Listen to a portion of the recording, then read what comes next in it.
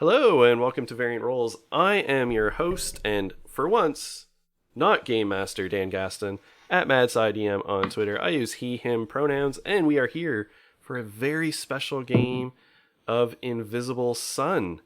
I'll introduce my character momentarily, but we'll go through and let everyone else do introductions first and foremost with our GM Alex. Hi, everybody. I'm Alex. You can find me on Twitter at axolotl_cure. I will be running our game tonight. This is my first time running Invisible Sun, and I'm super excited to take a more hands-off approach to GMing, especially with such wonderful players as these. And yeah, I'm just real excited to get started. Excellent. All right.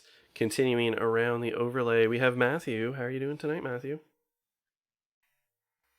Hey, that's me. I am Matthew Foreman. I am at Matthew W. Foreman on Twitter. I use he, him pronouns. Tonight I will be playing Nigel Vandenberg, who also uses he, him pronouns, the recently deceased. And what is Nigel's character sentence? Oh, hey! I am a bizarre stoic Vance who consorts with demons. Excellent. All right, continuing the theme of dead people, we've got Corey Hickson. Corey, Hello. How are you doing tonight? I'm dead, so that's me, dead. I'm good. Tonight I'm going to be playing Alice. Alice is an ardent maker who turns tales into reality, and she is a phantom now. She's worked a little bit on being a ghost, has gotten a little bit better at it, and that's all. I mean, she's literally the highest level ghost you Yes. can be. Yep. Throw in a few more secrets and you'll be the most powerful ghost ever. All right, let's kick it over to the left with Sam. Hi, I'm Sam. I'm 65th Victor on Twitter. Tonight I'm not playing Lucky. I will be playing Caspian, an hermetic empathic apostate who calls upon the serpent. And I'm super excited to play a different character in Invisible Sun. And his pronouns are he, him. Excellent. I love it. All right, and we've got a Nox. Hi, I'm Nox. You can find me on the internet at Nox Noctua. Today I am playing Philia, connected gallant. I don't know how you say that. Gallant. Vance who understands the words. Excellent. And I already introduced myself, but tonight I will be playing Zeinlin Bell, a eremitic stoic apostate who dwells in darkness. All right. Alex, take it away. All right. Well, normally this would be where I would set the stage, but in this game, I feel like I really have no right to do that. So first of all, why don't we find out, how do you all actually know each other? Especially for our new characters. We have a very sordid and storied history between Nigel and Alice. But for the rest of you, how do you all know each other? All right. So Zeinlin works predominantly as a sort of magical PI in Saturnine.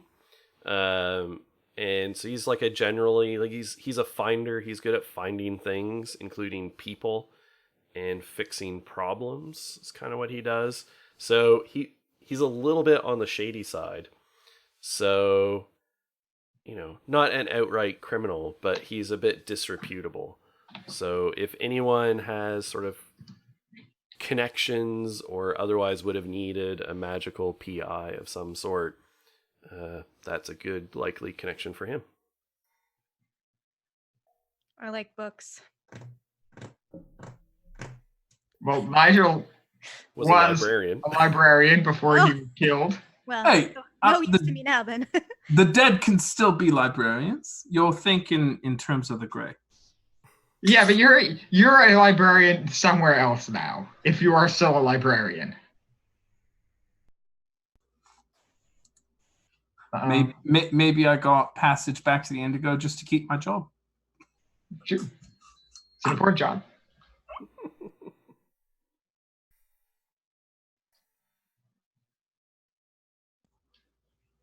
I think I would have reason to know Zeinlin and Nigel because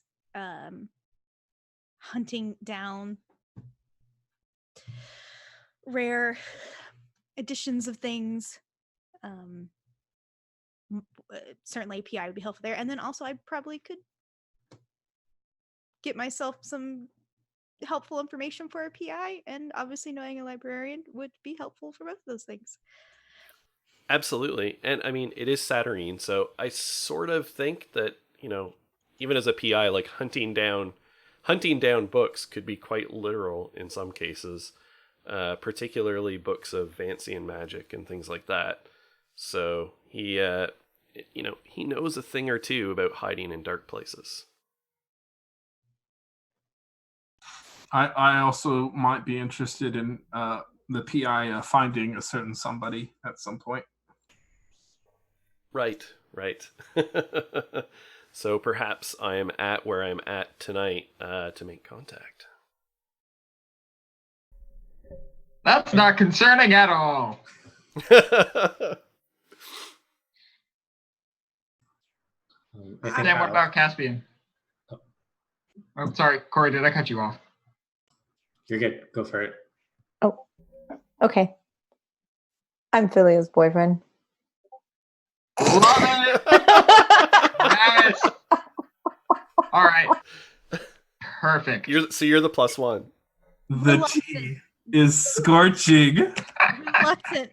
Reluctant boyfriend. Very busy. Oh, perfect. Sam, you've been waiting to drop that one, haven't you? Wait, Nox/Philia knows this, right?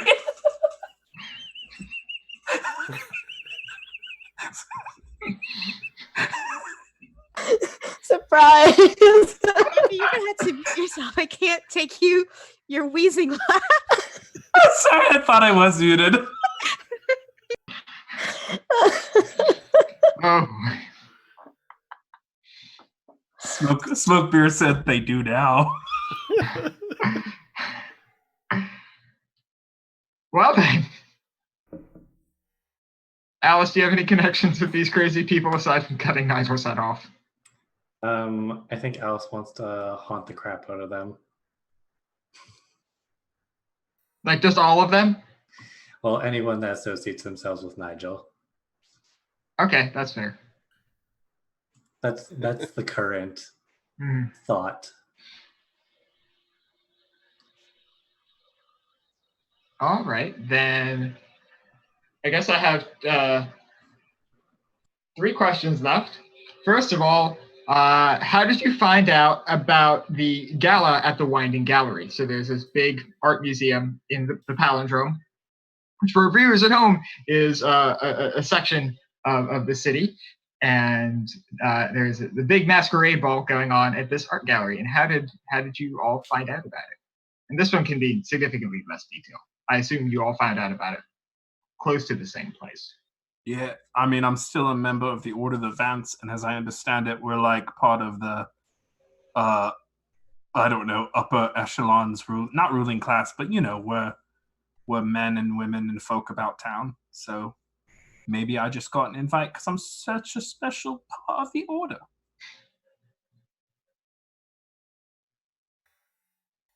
I don't know if Alice explicitly got an invite. I think she just assumes that she can walk in and everything will be okay. As she does. Oh, you'll notice I said, how did you find out about this? I did not explicitly say, how did you get invited? I see. Okay, I'm going to think on that one a bit more. I think Nigel asked me to meet him here. Okay. Someone in my book club. Yes. I'm just along for the ride. +1. Wait, so is Zaynlin my +1? Sure. Sure, yeah. Nothing stopping you.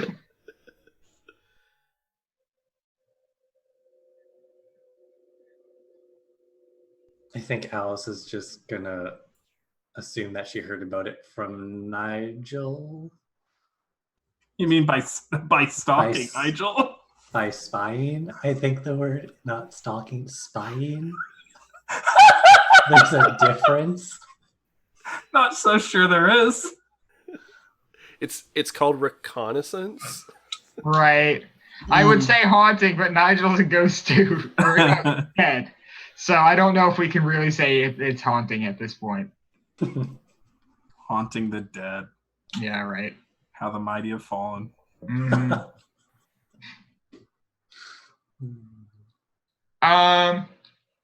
So my last two questions are: where are you now, and how are you preparing for this event?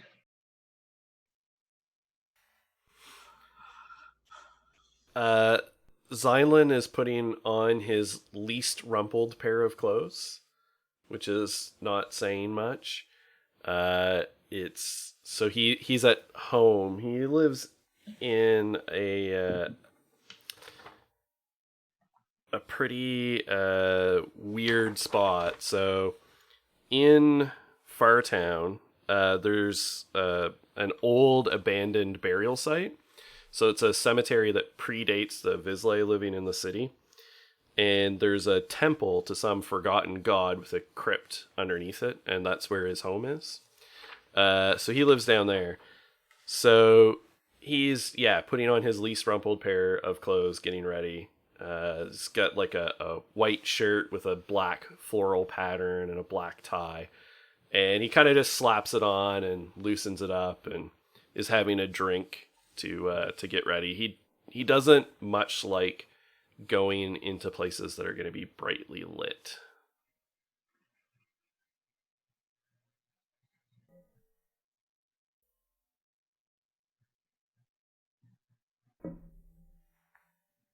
Anyone else?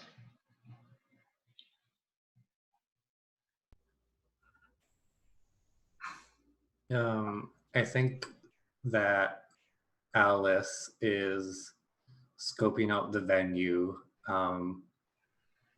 And is there like a glass dome or any like windows on the roof, or where's the window situation in this?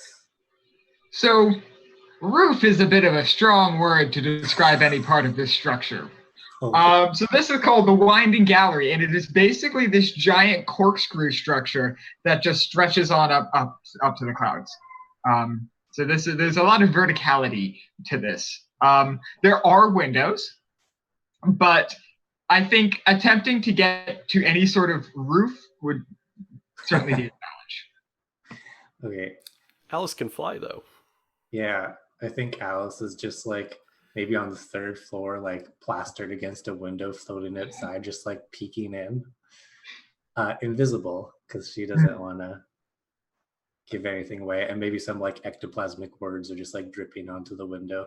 And she's just waiting. Time is ephemeral now.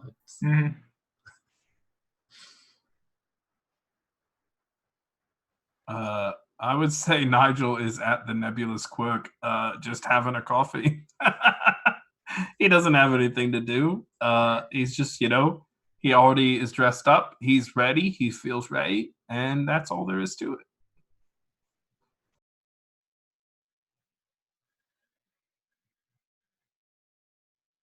I think maybe I'm going to take some liberties here. I think maybe I'm walking out of my personal library and trying to shoo away a certain snake person that they cannot come with me to whatever this masquerade thing is, and they're gonna give everything away. And if they are gonna come with, they need to find something better to wear so they can be dressed appropriately. No, look, it's a masquerade. I can just do this. That's like a mask. Right? No, that's not like a mask at all. That's you doing this. I can still see your eyes. So if you want to come with me, find something. Find me one. Just make me something. Can't you do that? No. You have loads of paper. Why don't you just make me one out of paper? What? Cut some holes in the paper and put it on my face. No. I'll do it myself then. No. Yeah? Where's Absolutely the paper? not. Look, you've got loads of books. Just let me have one and... And I'm like shoving. I'm sure you have something that you don't really care about in here. I care about all of them, but I'm not going to care about you because I'm going to cut a hole in you if you don't. Fine. I'll go find a mask and I will wait for you. And you go do whatever you need to do to get ready for this masquerade, and I will worry about myself. Oh, yes. Listen, do you really want to go alone with nobody there as a buffer?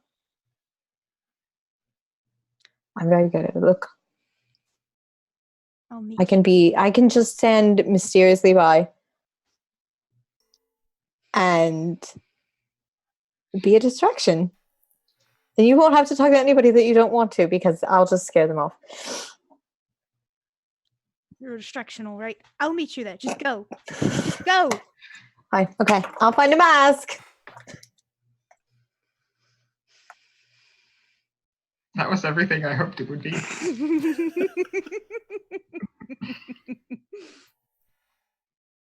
So because there are, well, actually, first, now that we've gotten all the preparation and all that stuff out of the way, let's pull our first Sooth card, which I had already pulled while we were talking. So this card is the Incriminating Skull. Magic of the gold is enhanced and magic of the silver is hindered. Value is 5. It is associated with secrets, books, ravens, and flame. Meanings are disaster, discovery, evidence, connections, and friends and family. And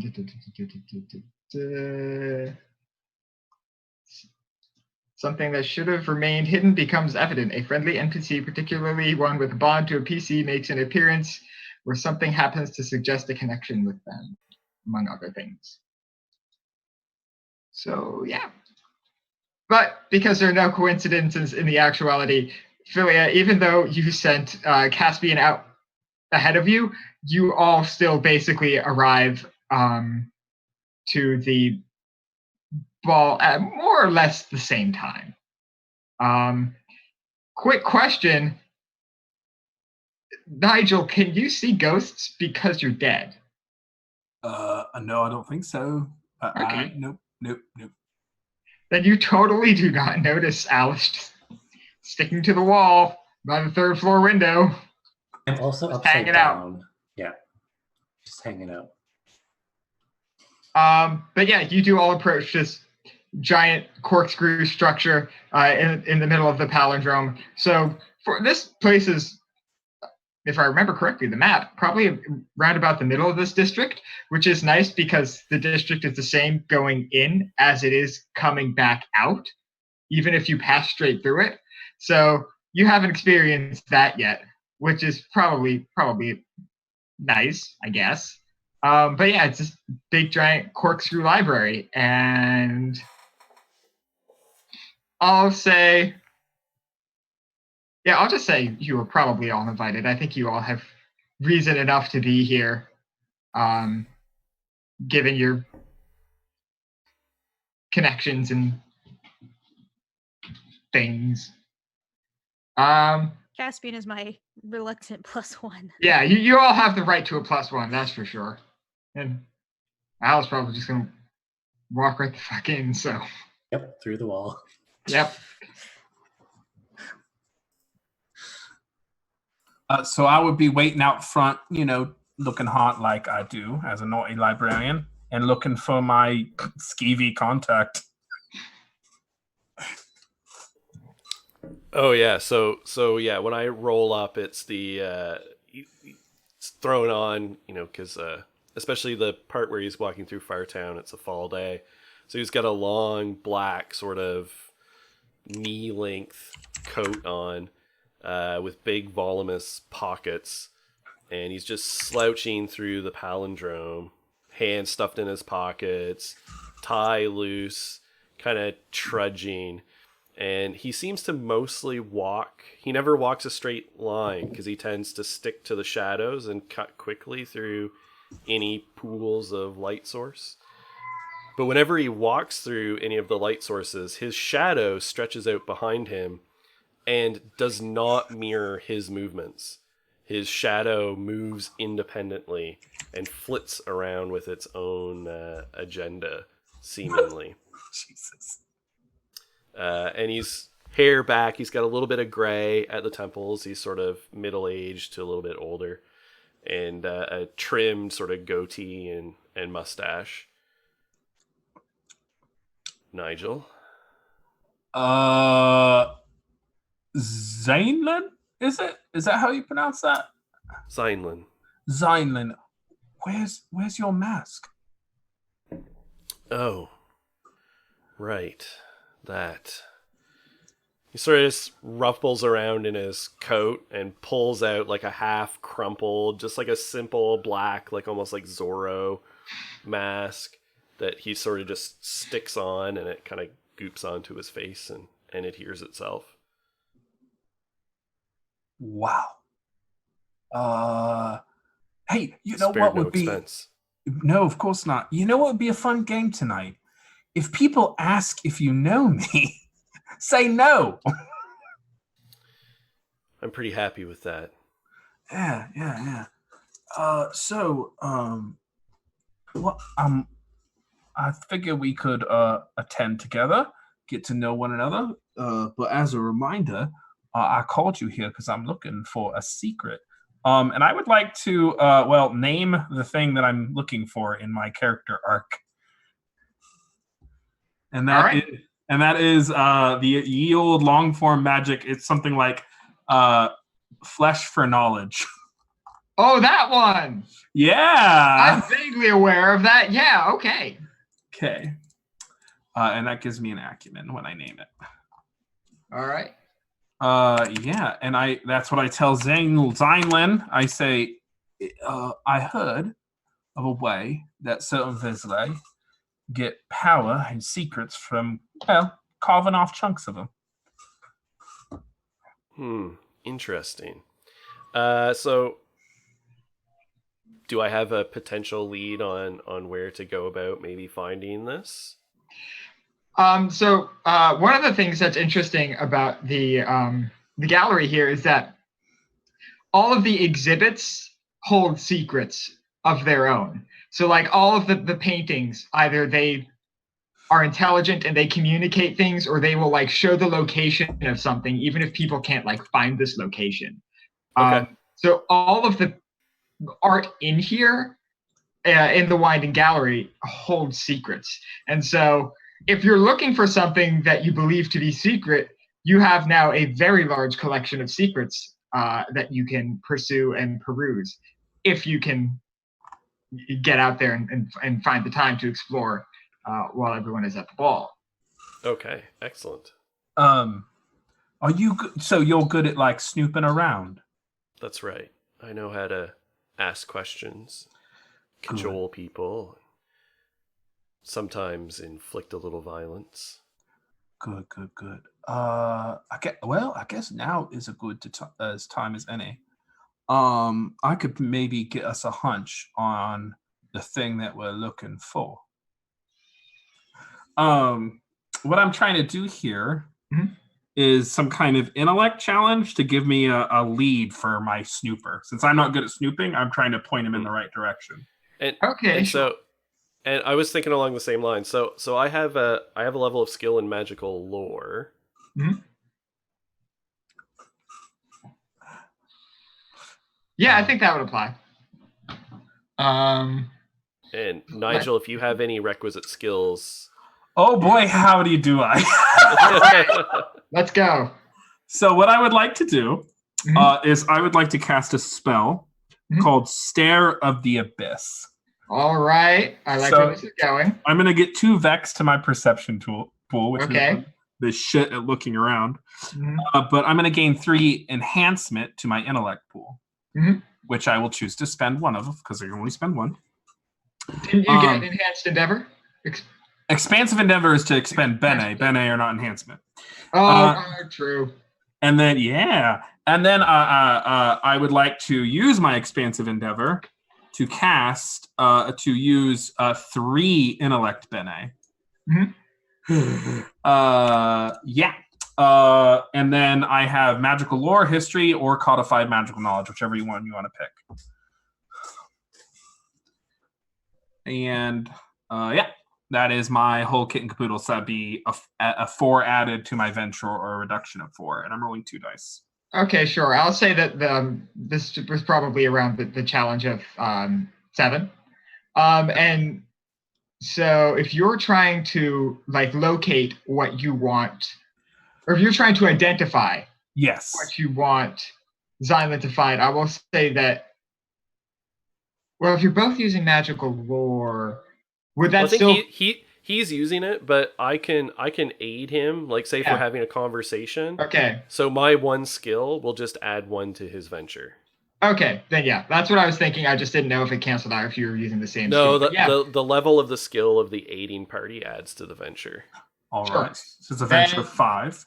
Yep, and your target is 7. All right. Is this a magical effect? Do I need 2 successes? No. Okay. No, this is just do you know the shit. Rolling. Oh yeah. A 5 and a 7 on both dice. So. All right. So, well, you know that's sort of, you won't necessarily find like a monograph or instructions to cast this spell, but you do know, especially since you're using an ability called Stare Stare of the Abyss, there is a demon of the dark that resides in one of the paintings here, named Beleth, Beleth. And it is widely considered that this is the demon that created the ritual you were looking for. You got a name for the painting? Or just the name for the demon? Just the name for the demon. In a painting. Got it. So my eyes go black and I can't see shit out of them now. And I'm like, we're looking for a painting. And I just kind of stare away. I'm like, we're looking for a painting with a demon named Beleth. And I will say that the vex to your perception comes in the form of, you're looking out and there's a lot of black on your peripheral vision, and in the sort of the darkness that you're seeing as opposed to like the actual surroundings that you have, there's sort of like the vague imprint of like this very menacing face, with a lot of hair. Lot of hair, big long teeth, 6 eyes. It's just this real kind of, well, it's Nigel, so I can't really call it an unsettling demon image, but to a normal person, it would be an unsettling demon image. So you basically have this sort of face like imprinted onto your vision, like a screen burn-in when you have an image just stuck on your TV. It's like that, but with your eyes. Nice. And I did spend the 4. No, you know what? Fuck it. I'm gonna let it go. I let the spell fly out of my head. Sure. What does that look like? Like, is there like a visual to that, or? So I think, I think so. I think for this spell, what it looks like is there's this tiny little like creature with like, that's probably like a dark little brain with legs, since it enhances my intellect and has no eyes. It just pops out of my head, sits there for a minute, tries to look around, and just rolls away. Ew. So this whole time I was standing, like hands just shoved in my pockets calmly. And I imagine, though, when the darkness sort of triggered, that my shadow almost like climbed up onto my own legs and grew darker. And I'm gonna sort of just step into like the dark recesses, like going into the building, and just say, "Oh, well, I do so love the darkness." All right. So as you actually enter the building, you are seen, and your invitation is taken by two identical looking beings that you can only assume are thought forms based on their role and the fact that these are literally the exact same person on each side of the door. They're kind of wearing these like real thin masks like you are. They're staff. They're trying to be unassuming. So they're wearing these real thin black masks. They're these about tall, masculine-looking thought forms, exactly the same, about 6 feet tall. They take your invitation and send you in. Cheers, Tweedledee and Tweedledum. No response from them.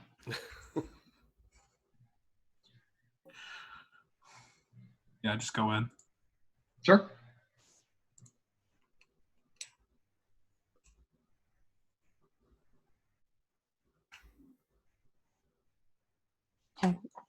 Can we arrive? Oh, you all arrived at the same time. You're there. Oh, right. Okay. Yeah. Sure. Here. Look, I made a mask. I didn't really think it through. I can't really. I'll just have to hold it like this. Is that better or worse? Did you? Where's your mask? It's here. I've drawn it on. It's words. No, you can't draw it on. But I did already. It's here on my face. No, that doesn't count. If you make me make one out of paper, I'm sorry. You have to have one too. I do. No. You're my first of all. You're my plus one. So you just stop with the words coming out of your mouth and follow me inside. I thought that you really liked words. Anyways. Right. Okay. Just fine. It's fine. I'm all right. Sure. All right. Mask that you cut out with scissors is fine. This is what you asked me to do. I'm gonna walk up and just look behind me occasionally to make sure that Goofball is still following. How close are you allowing Goofball to follow? As close as he would like. Okay. As is proper. Goofball, how close are you following? I mean, fairly close. I know. Okay.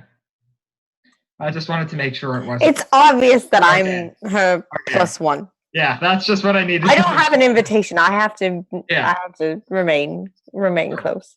Okay. So yeah, you're greeted by the same identical person. They take your invitation and send you inside. Distressingly to Zeinlin, inside is actually fairly well lit. Although you do not immediately enter into the place where the masquerade is being held. You come into this big foyer area where it seems like a lot of the sort of like big flashy exhibits are on display. Most notably in the center, there's this sort of like, so there's this is hard to describe, I'm trying. There's this like torso, and out of the back of this torso, there are no legs. It is a sort of disembodied torso with two arms. Out of the back of it is just sort of like this trail of like entrails and spinal cord. It is standing on like one of its hands doing like this. And in the other hand, it is holding by the hair its head.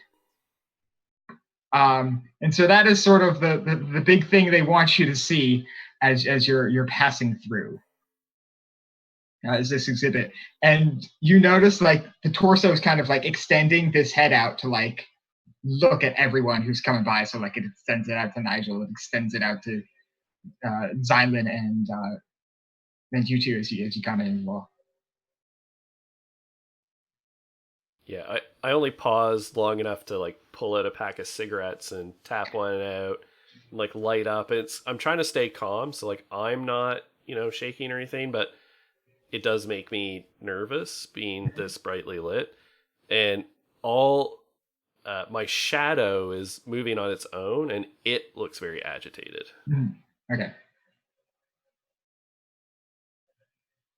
Can Alice just sort of like ooze through the roof? Yeah, that is entirely within your capabilities. Yeah, you can just kind of get on through. I'm here now. Yep. Alice doesn't say anything yet or appear. So are you actually like following them in and looking at the Yep. All right, so as you do that, like it was like the face is like being held by Philia as she passes, but like immediately as you come in, it sort of like yanks the hair to catch like the back of the head in its hand. So it's not dangling anymore, and it like extends the face out in your direction. Alice is gonna like look behind her. Oh, there's a wall there. Yeah, it's looking at me. She's just gonna like wave in the form that she's in. No response. This is like an old man. That's the face and the body that this exhibit came from. And so this old man with these sort of like dull, dead gray eyes just stares at you.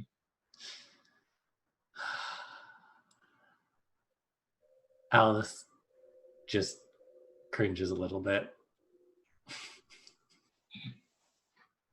She's not going to get too close to this situation. Sure, that's fair. You can fly. You're fine. Yep. I think Philia does like look at it and is like, "Oh, nice to meet you," and like hustles quickly past it. Yep. So this exhibit does not accost you or torment you any further beyond observing you, but you do notice on like sort of like banners as like that museums have to discuss their exhibits. You do notice that this is apparently a big deal. That this exhibit is here. It's called the Eternal Torment of Witnessing. Oh, okay. So, assuming I've inhabited my old body, I'm going to take my head off and give it a little nod, Be like, hey, good job. So after it like held the face up to Nigel, before it drops and goes back to like holding this head by its hair, it does want to nods back. That's right. Headless folk got to stick together. You want to get ahead in this world. Oh god. Oh no. Oh no. He's got a good head on his shoulders, that one. Oh, look at the time. I've got to go. Masquerade, what? Do I see Philia? Yeah, like I said, you all arrived at the same time, and certainly you casting your spell did not take as long as adjudicating the spell did. So yeah, you all go in around about the same time. I'm assuming that your spell and your research took about as long as Philia and Caspian's bickering. Right. Hey there, Philia. So Nigel is not a ghost then. No, I'm dead. Nigel is dead and inhabiting his old body. Would that? Is it? Yeah, is it something I know or I'm alarmed? I mean, by? I just took my own head off. Oh. So to my knowledge, it doesn't seem like if you and Nigel are like that close friends. You probably weren't aware that he's dead. Beyond that, you probably weren't aware that the cause of death was decapitation.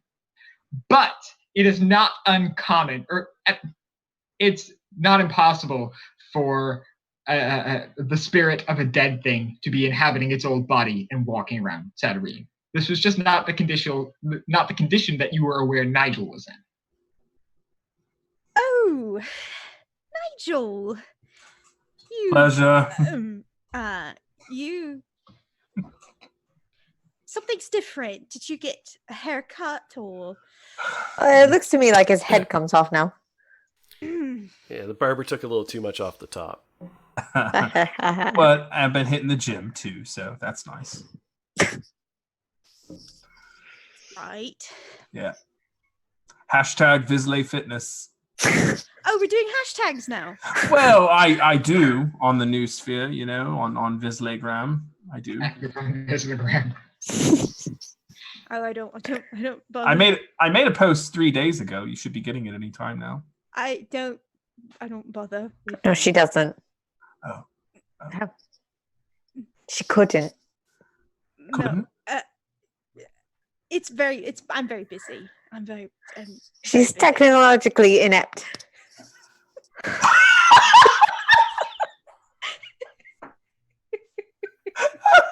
I'm sorry. Are you two like finishing each other's sentences, or are you like? No, absolutely not. I would not. But you just did it. No, I wouldn't refer to myself as technologically inept. First of all, I am very busy and too busy for your posts on. No, listen, that's just an excuse. I gave her an ether device and she still hasn't even taken it out of the box. Oh, well, all right. It's just stashed in the closet. Anyways. Are you two an item? No. Yes. No, if by item you mean someone that bothers me when I'm very busy trying to read. Well, isn't that just the definition of a relationship anyway? Yeah, definitely. Do you two know each other? It's very familiar all of a sudden. No, I think it's a small town here in Far Town, which we are not presently in. I've heard of y'all, of course. Right, see, we go together. Oh, you did say y'all. Y'all. Yeah, y'all. Y'all. What about it? Are you going to introduce us to your friend? Oh, I'm sorry. This is the world's greatest detective, the master of the shadows and secrets. What was your name again? No, I'm joking. Zyland. Oh, wait a minute. I think that you and I have maybe done business before. Ah, right. Yes. The that book job. Well, yes, those many book jobs. There was a particular piece in the undersling, I believe it was. Right. That you needed recovered. Right. Well, it's a pleasure to meet everyone here, in such pleasurable circumstances. Yeah, it's a party. I quite like parties, although it seems I'm the only one with a proper mask. And I have a mask. First of all, it's just drawn on my face. Look, I made one myself. Just ignore him. My mask is drawn on. It's here. It's words. Yeah, but that doesn't make it a mask, does it? That just makes it fancy makeup. Alice would like to appear at this moment. Oh no. So you're I assume walking towards the actual hall where this masquerade ball is taking place, and then all of a sudden, as you're walking, you now have a fifth. And when she appears, she's gonna appear with her goggles on and ready to go. I brought a mask too. Do you like it? Oh, fuck me. That is terrifying. Hello there, Alice. And I'm going to give her a nod with my head. Well, hello. You gained a bit of flexibility. Yeah, it's a whole new me. How are you? Rarely corporeal. You found the secrets of being unmade yet? Not quite. Yeah, you'll get there. Yeah, if it's in my story. What about double crossing me as your last action of being alive? Was that part of your story? I thought it was a pretty good, ending to the chapter. I mean, it is if you're trying to play some kind of heel or something, or antagonist. I would agree with you, but honestly, I think I've written a little bit better before. I mean, I don't mind being dead. I just think it's a shame you went back on another one of our deals. I read in a book once something along the lines of, fool me once, shame on me, fool me twice, shame on you. Yeah, that is exactly how I'm feeling right now. Yeah. Well. If I may introduce, these are my friends. This is Zylan. This is I forgot the snake boy's name. And this is Philia. I don't think I gave it. I don't think I introduced myself. No. And of course Philia did not introduce me. Yeah. She's about to pretend that I'm not here. This is Alice, my arch nemesis. Oh, that's very nice. Philia calls me that sometimes. I like the connection that you two have. You great mask. Thank you. It's very distracting. Yes. The being dead looks good on you, Alice. That's a very strange compliment. Well, a compliment nonetheless. Oh, it changes colors. Would you look at that? Yeah. So does my skin if I wanted to. I mean, I can turn it into pages at this point. You do what? Tell me, Alice, have you tried haunting anything yet? I'm aiming for bigger things, but so no. Too bad. Yes. Snake Boy, what was your name? I didn't quite catch it.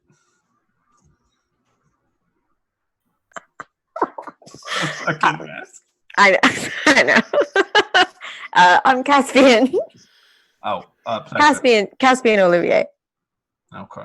Well, in case anyone doesn't know my name, but I'm sure you all do. Yeah, I don't know anyone's name. Nobody has spelled it to introduce me. I think you all rather pretend that I'm not here, but no, I quite like you, Caspian. Thank you very much. Finally, someone appreciates me. But yes, I am, of course, Nigel Vandenberg of the Vancian Order. You all know who I am, but I'm introducing myself anyway. Another fancy Vance. Look at that. Are you a Vance? Me? No. No.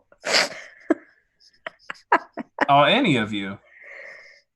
Yes, you moron. I'm standing right in front of you. Oh, yeah, that's right. I forgot we were co-workers. I've let you borrow books before. Well, a lot of people borrow my books. No. I let you borrow mine.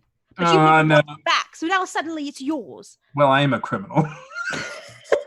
Yes. You did loan your books to a known terrorist, so it's kind of on you. Nigel just told everyone in his life about his extracurriculars. Nigel's dead. He's no longer under the laws of the Indigo Sun. So First of all, I didn't know you were a terrorist. This is very good and important information. Secondly, can I have my fucking books back? I died on the Red Sun, and they're gone now. I'm sorry. What kind of terrorism did you do? The good kind. Oh, the good kind. Very good. Great. Yeah. I'm a little interested in terrorism myself. I was a Vance for a few months, but they seem to have a problem with how I operate. Yeah, I really haven't risen that high up in the ranks, but I think it's going to be a problem when I try.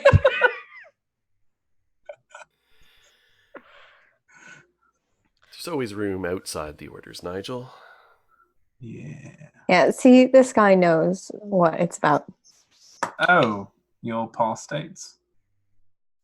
Yeah. Was that not obvious? Excommunicated. Oh, see. Now there's the difference. I was a rebel from birth.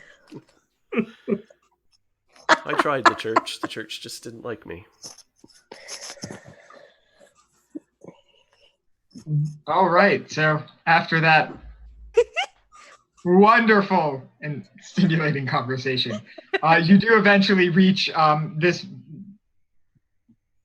great big, basically ballroom, in which, I mean, you can see quite a lot of diversity in form, just like walking down the street in Sadarine and in Fartown. But like this is next level because these are like all the people who can like really afford the like crazy things they do in the changeries in one place at one time at a masquerade ball in which even the people who haven't gone through the changeries have gone through great pains to make themselves look fucking weird.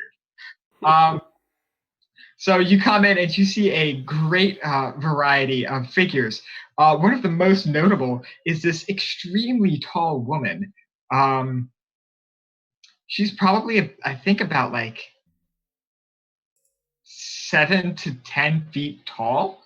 And those of you who are sort of very socially aware about who's who in Sadarine would know this figure as her elegance.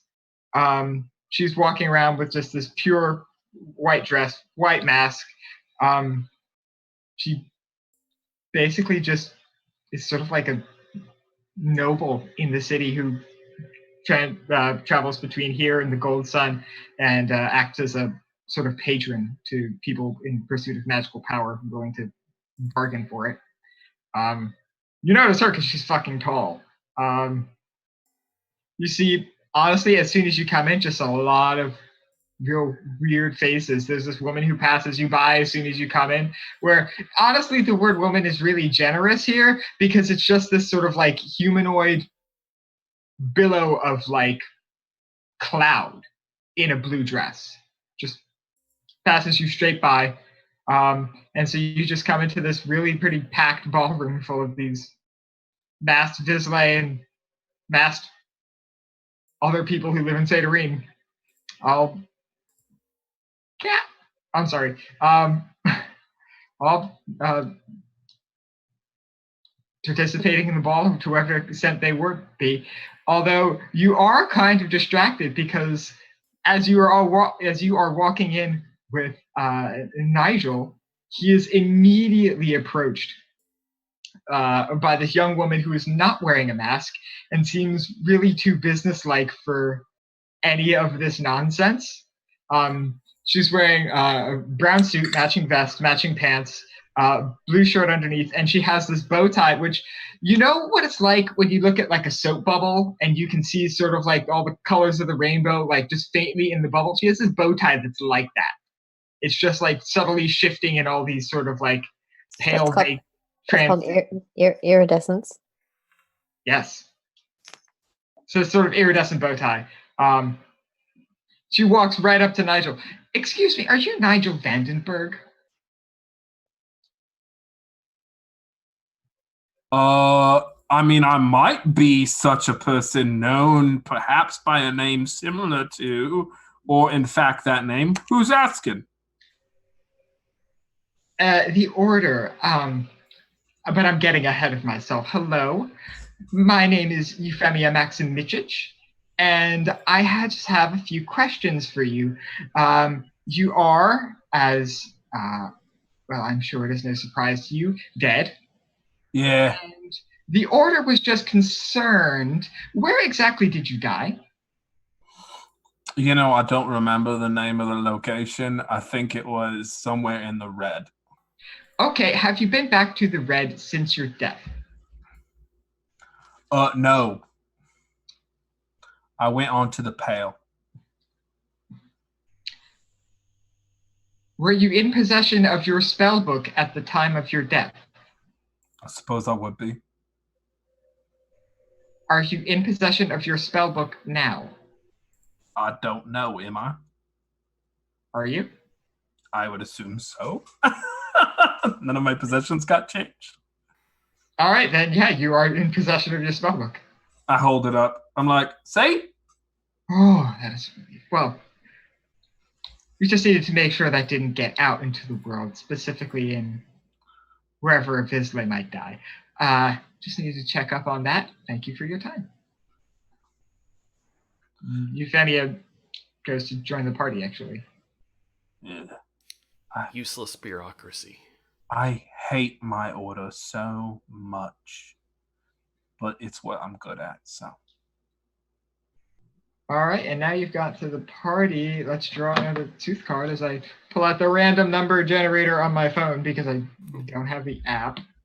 Ooh, that's a nice round number.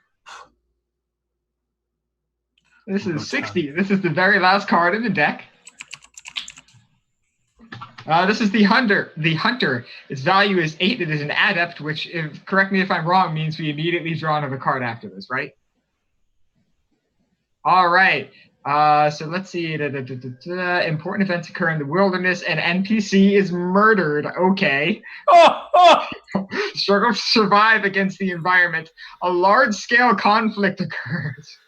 Okay. Well, that's a thing. And let's pull our next Sooth card to see if that's any better of an omen.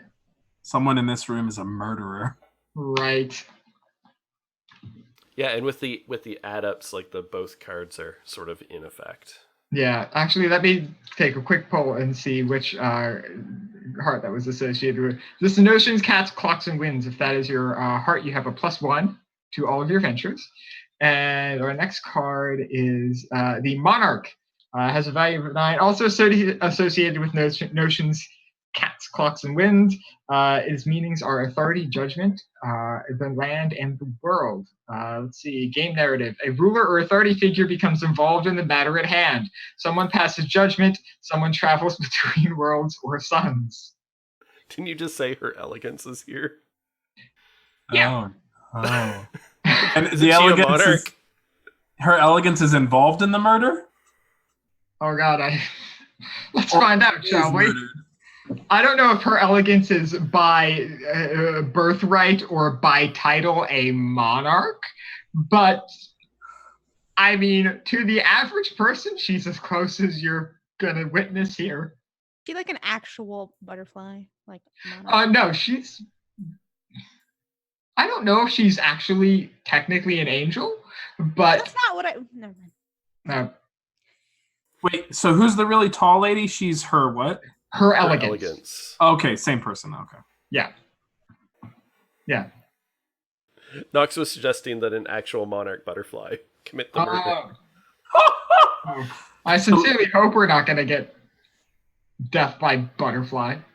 So her elegance witnesses the murder? What happens? We'll have to wait and see.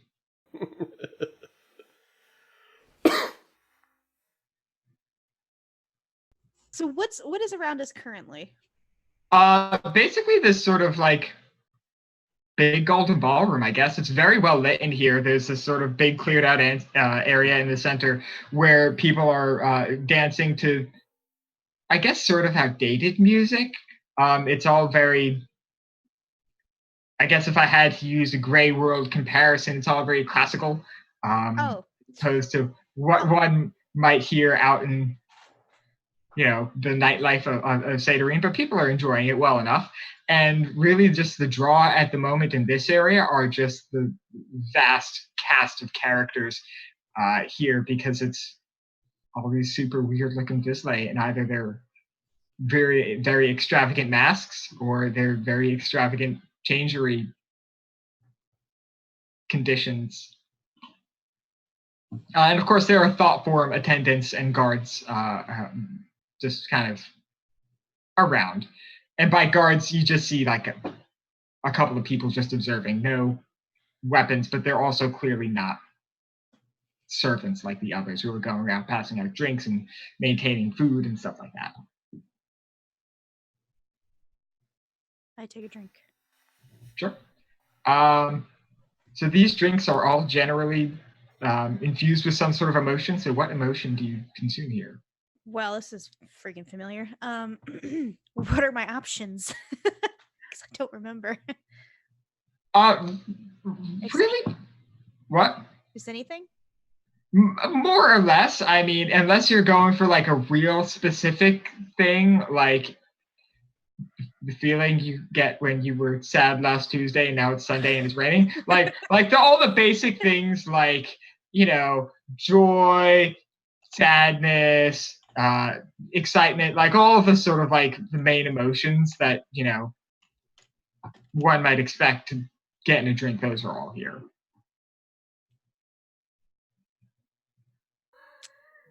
I'm gonna grab. Terrible. I'm gonna grab a drink for Caspian and a drink for myself. And the drink for Caspian I get is lust, and the drink I get for myself is whatever energy is. Okay, sure. Excitement. Yeah, excitement. All right. I got you a drink. Here, enjoy it. Right. Thanks. Cheers. I'm drinking morose. Okay. I'm drinking lust. As you do. Yep. Do I know what this is? I mean, I didn't tell Caspian, so I don't know if there's I don't know if you can. I mean, I imagine like once you start drinking and you start feeling as you feel, it's not hard to figure out because like this is the thing that happens in Saint Irene. Like these are the, it's like you get something, you start drinking, you don't know it has alcohol in it, and then you start to feel the alcohol. Like, okay, there's alcohol. It's like that. We're drinking the same thing, apparently. Cheers. It's a lot like hard seltzer. Jesus.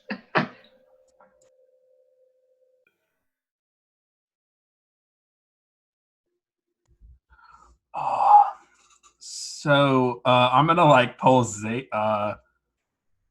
Zaynlin aside, Zaynlin aside, and kind of try to talk to him a little bit because I'm like, hey, I still want to find this painting, but I really don't want Alice to be there when I do or when you do. Oh, no problem. I think if I'm given the right opportunity to slip off, insert myself in the darkness, I can take a little tour of the place. Moment there's any kind of kerfuffle, distraction, or crescendo, you do that. I'll be off. Quick as a blink. Perfect. And if anyone pursues you, I've got a little something for them. Oh, I do too. And, just for flavor, like I'm not actually casting the spell, but it's like my shadow sort of turns into these black serpents, sort of like rise up and wave around a little bit and sort of like hiss and snap. And I let them sort of materialize back. And yeah, no one is even in the slightest disturbed by this based on your surroundings. Yeah. And I will show him a hand of pure darkness that seems to grip all light into it and dims the vision of those who touch it. That's a hot spell. I love it. That's what I wanted to do. Are there any demons here? Hell yeah. Honestly, probably. There are powerful goetics here, and a lot of those wouldn't even leave their house without some form of protection or servitude. So yeah, there are totally demons here. All right, I'm looking for a demon to flirt with. All right, sure. I will say it's not that hard because demons certainly look different from Vislae. The most apparent one is this sort of like. Well, actually, I have a picture for this. So the most apparent one is sort of this slender black figure, and when I say black, like it is like looking up at the night sky. It's got this long cape, and every once in a while, when it like sticks its hand out or does something, you notice it is standing on like the very tips of its toes and does not at all seem affected by this.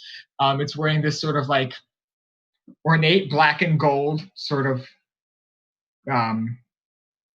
like almost like a suit, I suppose, underneath this black cape, and behind its head, which is entirely featureless except for two glowing circles where eyes would be, there's this sort of like hole, like almost like what little baby Jesus has in those ye olde Italian paintings.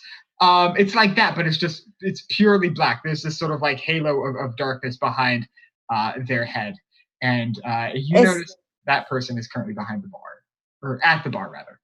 Is it one of those halos that, like, no matter what way they turn, it's always a perfect circle? Oh yes, absolutely. Yeah. Yeah, it is irrelevant of your position. But they're a bartender. No, they're at the bar. I was gonna say, I'm not gonna flirt with the bartender. I'm not gonna be that guy. No, they are at the bar, currently consuming.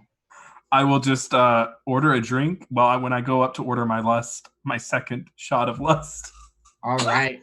I'll just kind of give him a nod and say "hey" in demon language. So this creature just kind of like turns its head and looks at you, and there's no mouth, and so you actually don't get like an auditory response, but just like in the back of your mind, like you're acknowledged, like you get the feeling that you get when you like see someone like on the street and they like wave at you. It's just a feeling. You don't get any verbal response. I'm gonna hold up my Vanta black demon arm with tentacle fingers, and just give them a wave. You see the eyes get like very wide, these sort of like bright white lights in this sort of like featureless face. And at that point, it sort of reaches out to shake. I will shake their hand. So you shake this being's hand, and they don't let go. They're kind of just really... They're really enjoying this contact okay. right now. And just sort of in the back of your mind, and you've been getting like sort of like weird like sort of emotional cues as communication, but after you actually like shake and this being is just sort of like running its hand along the tentacles, you get a single word, which is Tasenda. Oh. Enda. Okay, I will use my like level 4 arm to pull them close since they're not letting go. All right, sure. In an assertive way, not violent. Okay, sure. I will say that you pull the demon closer to you. It is not entirely resisting you. Okay. Although this is clearly unexpected, and you sort of get this like jolt of surprise in the back of your mind, even though you were the one who initiated this surprise. Yeah. And it is at that point that Tasenda invites you to dance.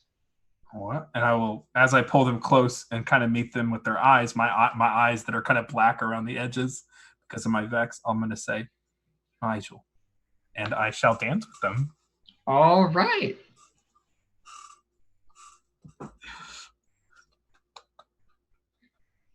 That's it. That's it for me. All right. Is Alice doing anything right now? I think she wants to go and scope out the locations of etheric devices. Just because she wants to be familiar with where things are. I think she wants to scope the place. Sure. So, to my knowledge, most of the lighting in here would be etheric, because to my knowledge, the alternative is fire. So it's definitely all of this is like etheric lighting.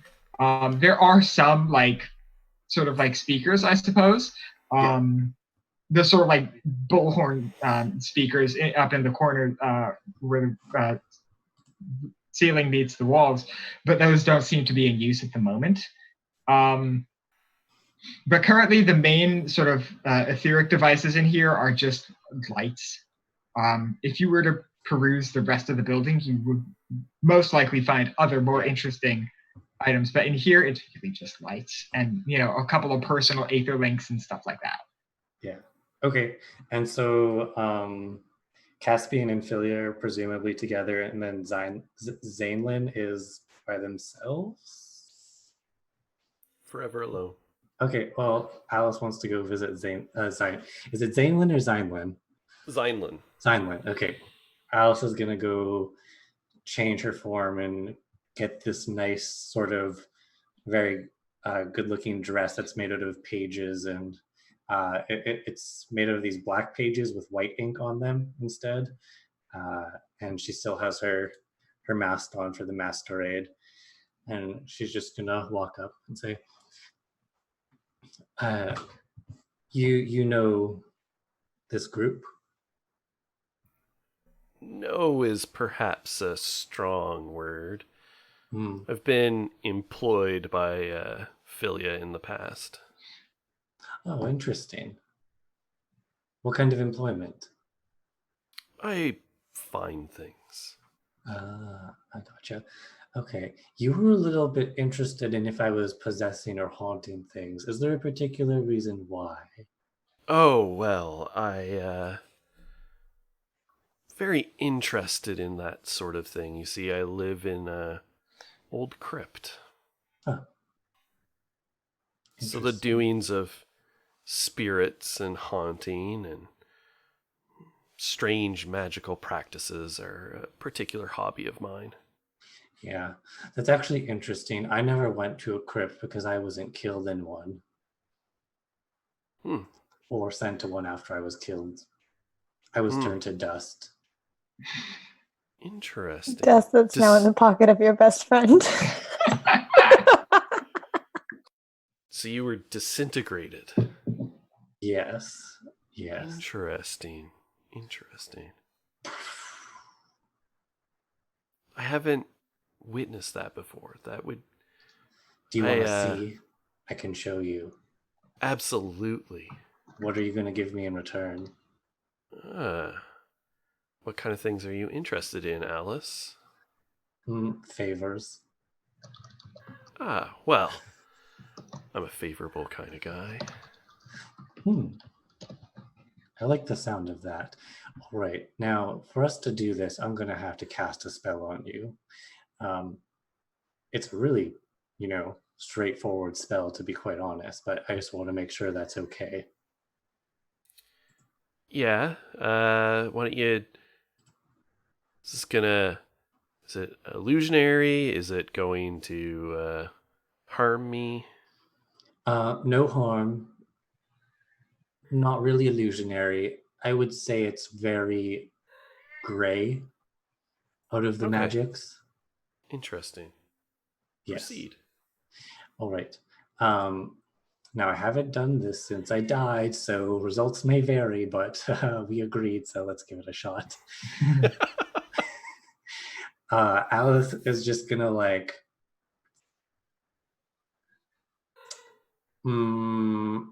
I think she's just going to let the pages of the dress that she's wearing sort of reach out and basically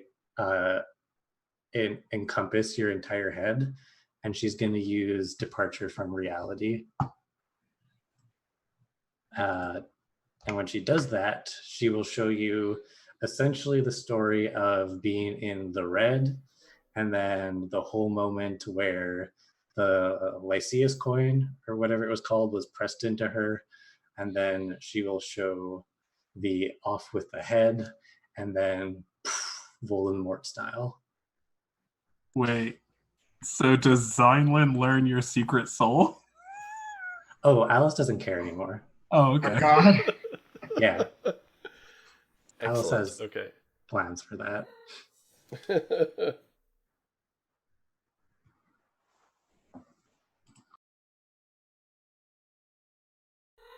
Excellent. All right.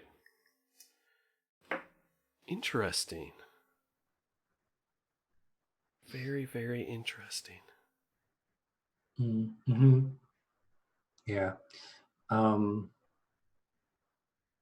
mean, it was a strange feeling being disintegrated. So can you feel like every connection in your body sort of letting go?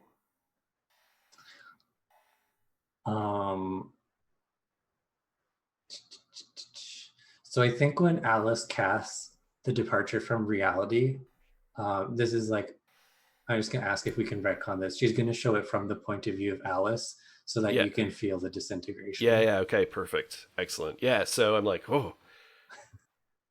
Yeah. So you cut off Nigel's head. Oh, yeah. And his he arm. Disintegrated you. Yes. What's the whole thing there? You hit the nail on the head. It's a whole thing. That's the first part. Well, him and I have had some deals and arrangements as far as some things that we've worked on. We got together in the red, and essentially we had some more deals that were made, and now we're even. Everything's squared up and ready to go. Okay. I don't know if he feels quite the same way, but that's between you two. None of my business. No, I don't care what he feels. Fair. Fair is fair. I'll keep in mind that favor. You should too. Of course, Alice. Yes.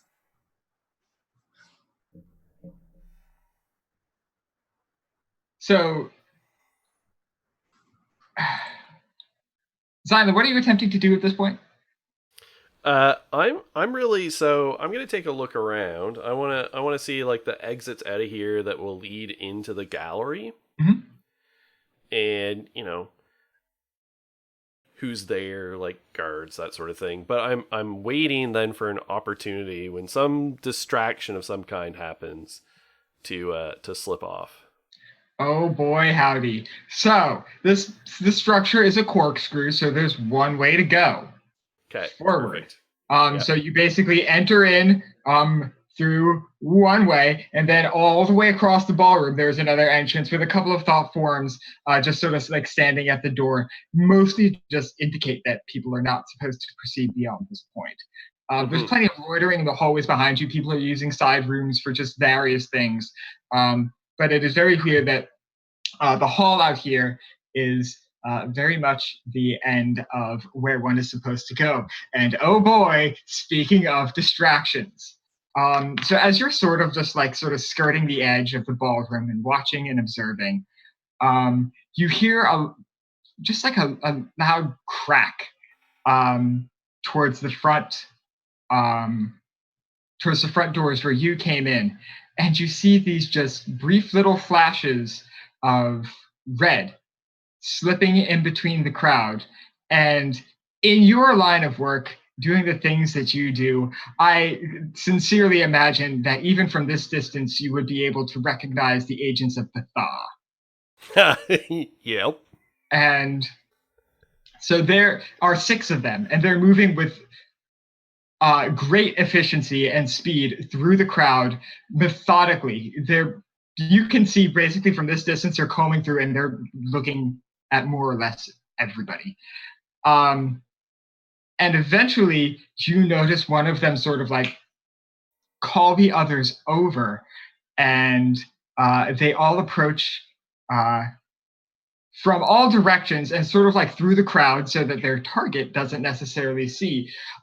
They approach Euphemia, the Vance that you had just met earlier in the night, who was inquiring about Nigel's spellbook.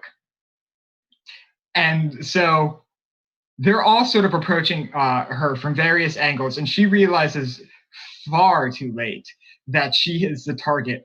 And she pulls out her own spellbook and begins to prepare to cast something. But one of the agents behind her just sort of like grabs her arm and pulls it back. And the rest of the agents descend upon her, and none of them have their weapons drawn. But as she is sort of like yanked back and put onto her knees, one of the agents of the Thaw picks up her spellbook, and she just looks at him. She's like, no, what are you doing with that? No.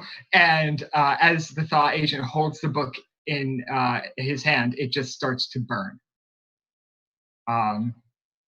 And her spellbook is being burned in front of her eyes. And about halfway through this burning, through her screams and protests, she sort of just goes blank to the point of where she's expended all of her emotion, and she just watches as her life's work becomes ashes. And only as the final page burns and hits the floor as ashes, and everyone in the ball is now watching this, it is only then that she is executed with one shot. Her body is left on the floor, and the Thaw leave. So as all that chaos was happening, I'm making my way like right for that exit. You said there's like 2 thought forms there? Yes. Yeah. Yeah. So I sort of just, flick down the cigarette and say, well, this is where I came in, boys. And one of them might get a chance to do something in between, because I'm going to have to use an action refresh after this casting to do twice in a row. But I'm going to cast Negate the Power, which is a level 6 spell. Okay, sure. So I spend 6 sorcery. And I just gotta see the distance here. I think it doesn't say. Yeah, it doesn't say, so I probably have to touch it. So I walk up and like put my hand on the chest of one of the thought forms and just say goodbye as I cast the spell, and it is erased. The thought form is erased. So this will undo any ongoing magical effect from any source, including one normally permanent, as long as it's level 10 or lower. Oh, they're definitely below level 10, yeah. Yeah, and erasing a thought form is one of the specific ones listed, because the right to create a thought form is fairly high level. Yeah. And then I'm going to use an action refresh to reload my sorcery pool. All right, sure.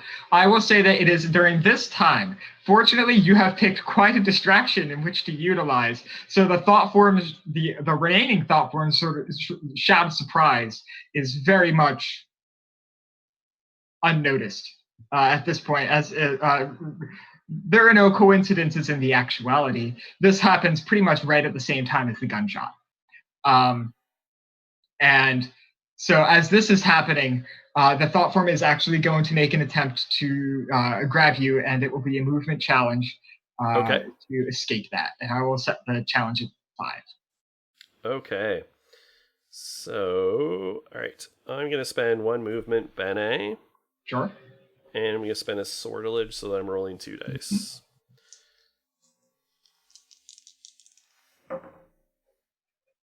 And I rolled a 9 and a 2. Oh, yeah. The thought form kind of grabs at you, but in its surprise, it is a clumsy grab, and you are able to sidestep it, get your action refresh, and now you are primed and ready to go again.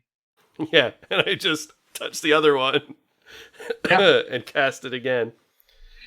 All right, sure. So it might be a little latent bit of your experience with Alice, but they disintegrate in very much the same way that Alice did. Yep. And then I just slip out, and I hope that the rest of the gallery is dark. It is dark. You're not supposed to be here, and you're in a dark hallway. Go ahead, Nigel. And I can see in complete darkness. Sure. If it's dark, it's dark. I can make it dark, but if it's already dark, I'm not doing anything. Yeah, it is dark. You are not supposed to be in here. It's a museum at night. All right, we'll tackle that in just a minute. Alice, Philia, and Caspian. Philia, actually, you're advanced, right? Yeah, so you would actually know this person. So Euphemia is sort of like a rising star, I suppose, among the order. She's this young, excitable, mildly prodigious member of the order. Do we get a despair for witnessing a Vance spellbook destroyed? I would actually say, yeah, the Vances you probably do. Oh. I imagine, especially like other people might be like, man, damn, that sucks. But I think you were able to really internalize. I'm like weeping. This sort of like, yeah, I would have plugged my ears. Yeah, that was going on and not watched. Yeah. I would have been able to watch. Yeah, but so you're able to really internalize and sympathize with the immense amount of pain that she would have experienced in this process. But Euphemia, she's popular, well-liked, and she's a junior member of the Parasad, which are basically magical rescue workers. I actually want to go over to Philia and what the hell was that?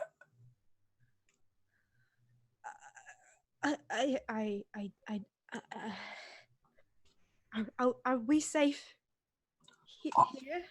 I don't think it's an attack on all Vance. I think she was. What did she do? I don't understand. She's a rescue worker as far as I know. She just rescues. She did have a weird question for me. She heard I was dead and asked me if I still have my book. And I said, well, yeah, because I do. I mean, I don't know how I kept it, but I do. But then they burned her book. So I feel like, listen, I've had a lot of shots of lust, so I'm a little drunk. But I feel like, and among other things, but I feel like there's something there. Well, hold on. You've had a little you've had all the shots of lust, and you feel like something's there. Can you? We just watched a member of our order get executed and have their spellbook dead, and you want. Anyways, I don't know what to do right now. If I'm supposed to just dance along like everything is fine, or but I don't feel exactly. And I'm like pushing Caspian away because he had my ears covered, and I'm just like, "That's not the time. Don't touch me." I don't know if I'm supposed to. It's just. Protect yourself. Get your spell. Make sure your spells are ready. Because I think it might be someone's hunting. I don't know if they're hunting Vance, but I don't like. I mean, they burned her book. They didn't have to do that. No, I stole. Yeah. I've got my spells ready. I've always got my spells ready. Okay. If I'm just gonna hold out my hand, but not pat you, but kind of gesture okay, I was trying to be nice. Thank you, but no. Caspian. Stop it. Oh, Caspian. I'm right here. I can hear. Oh yeah.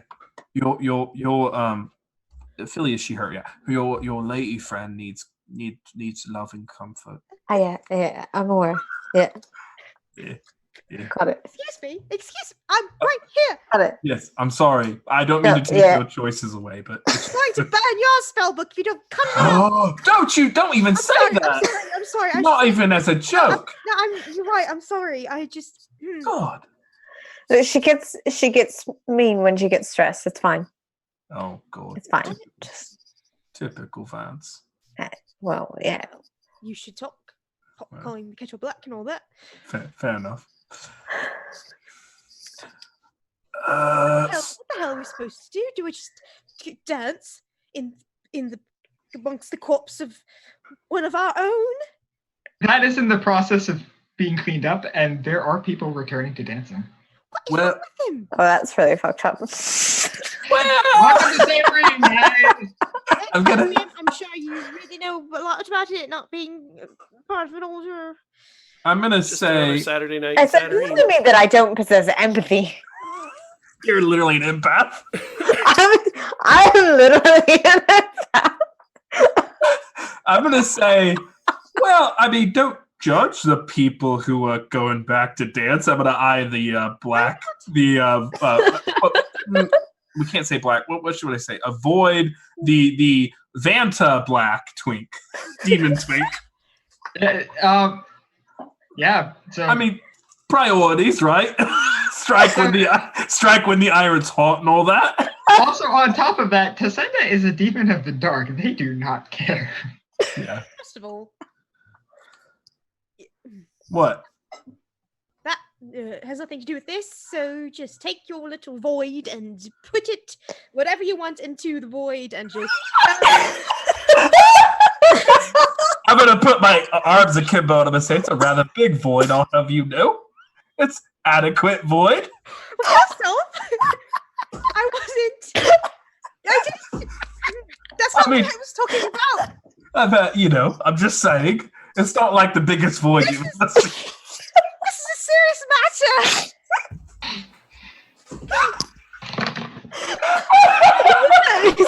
It's some kind of Vancian slang that I'm aware of. No, it's not. No, sure. What am I supposed to do if all you can think about is The void.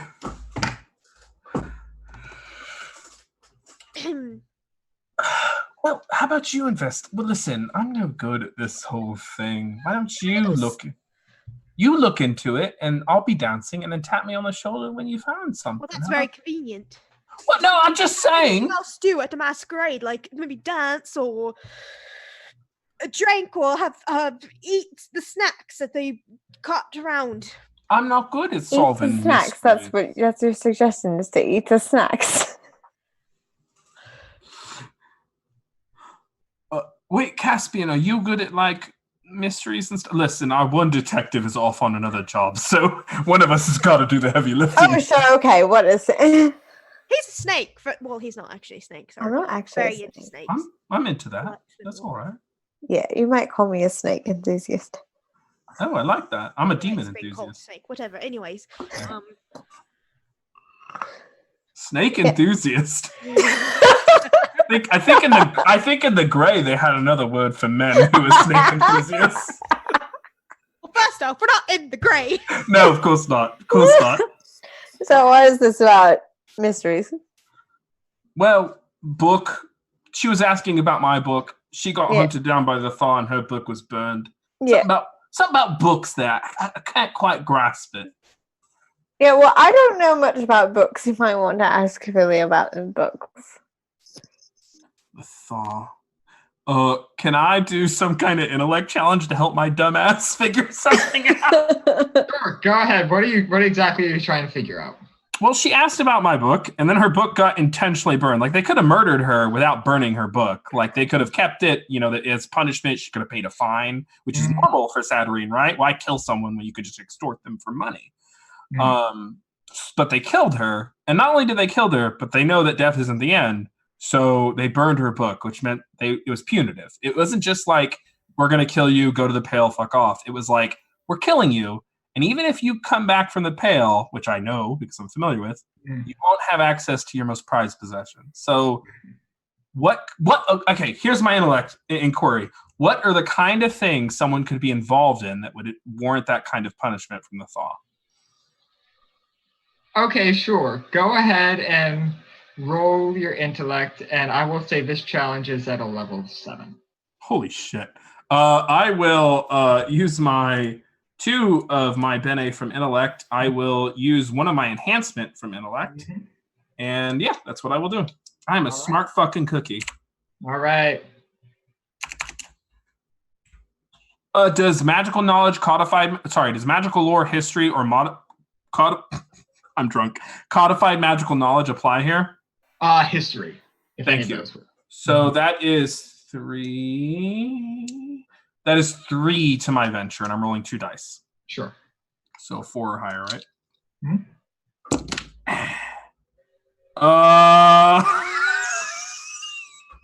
No, I'm good. Sorry. 7. 7. The 0 was on my physical dice, so we're good. Oh, Yeah. Oh man. So you don't know much, but the kind of activities broadly that might warrant this kind of punishment, because not only was Euphemia's book her life's work and her most prized possession, it is also undoubtedly her largest source of power. Yeah. So broadly, the kind of activities that would relate to this would be activities to disrupt and undermine the government of Cyrene. I wouldn't know anything about that. So rescuers might be undermining or disrupting, or at least she was. Yeah, I mean that's as far as you can tell. And when you say rescuers, is this first responders or? Yeah, exactly like that. The Parasod they fix magical messes. They don't fight.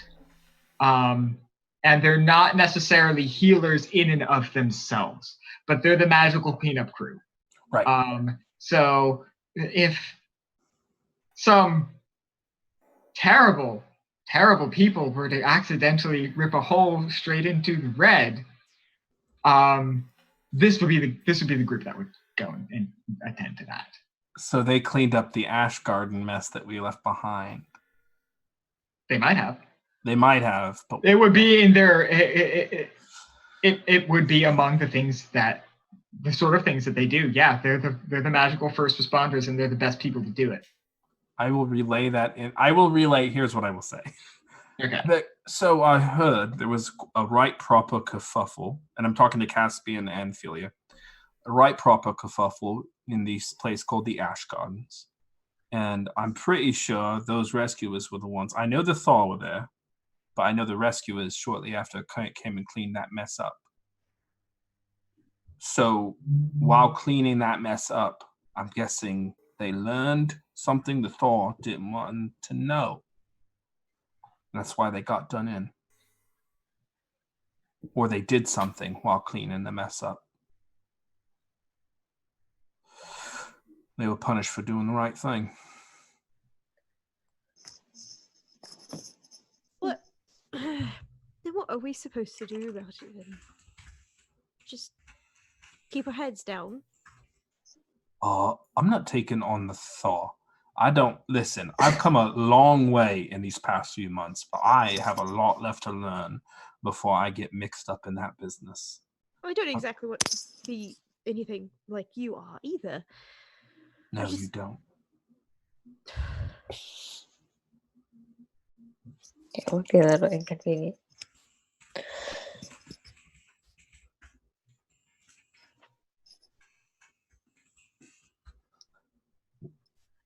So, okay.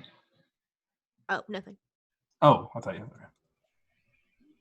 In response to this traumatic event, I have used the random number generator on my phone to draw another Sooth card. Yeah. And we have drawn the Savage Sword. Value 3, Vision, Swans, Blades, and Water. Meanings: war, savagery, strength, violence, brute force. Game narrative: a battle occurs. Someone is murdered.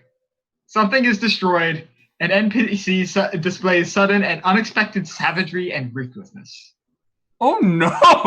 What are these sooth cards? Bad. Great. Great. So I'll say to Philia, I'm like, but I mean, hey, I think that's it. This party's probably going to quiet down now. One murderer party is about par for the course. I don't think anything else is going to happen. I think we're fine. I think we're fine here. No, one murder is team already. No, it's not a party without a murder. Right, exactly. Yeah. A party without a murder is a dull affair in Saturnine. You know that. You're thinking, you're that's gray thinking you've got in your mind right now. No. Yeah, that's what I tell her all the time. No, you've just got too much grey matter. That's the problem.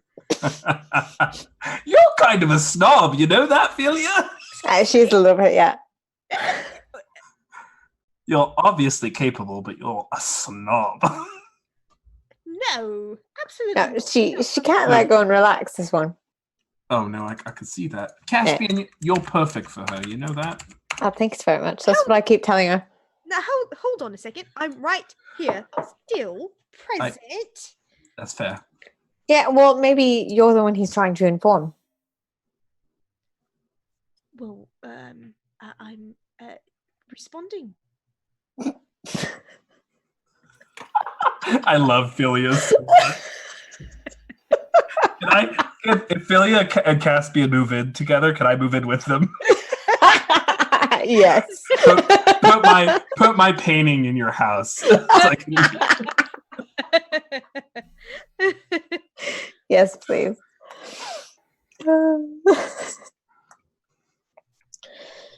So, what do you think, Philia? I don't know. You know, I've noticed this thing about you. You don't really complete thoughts. Excuse you. No, see, that's why I'm here. She doesn't realize that yet. Well, you know what? It sounds like an excellent time for the both of you to chat and to get to know one another. And I'm going to go dance around the corpse of the fallen person for my own order while they clean up the body. No one seems to give anything. So I'm going to get a drink and goodbye. And then I storm off and grab a random ass drink from a tray from one of the thought forms or something. And I just dance whatever sort of way you dance this classical music they're playing at a party. Yeah, she does this all the time. Oh my gosh, she doesn't at home. She is wound tight, that one. Yeah. Not well, that a lot of the Vants are like that. I'm not. Yeah, that's the vibe I'm getting really from all of you. Yeah. I mean, I'm wound tight in other ways, but like, yeah, I don't know her deal with that. That sounded a lot worse than I thought it did. That was supposed to be much more casual.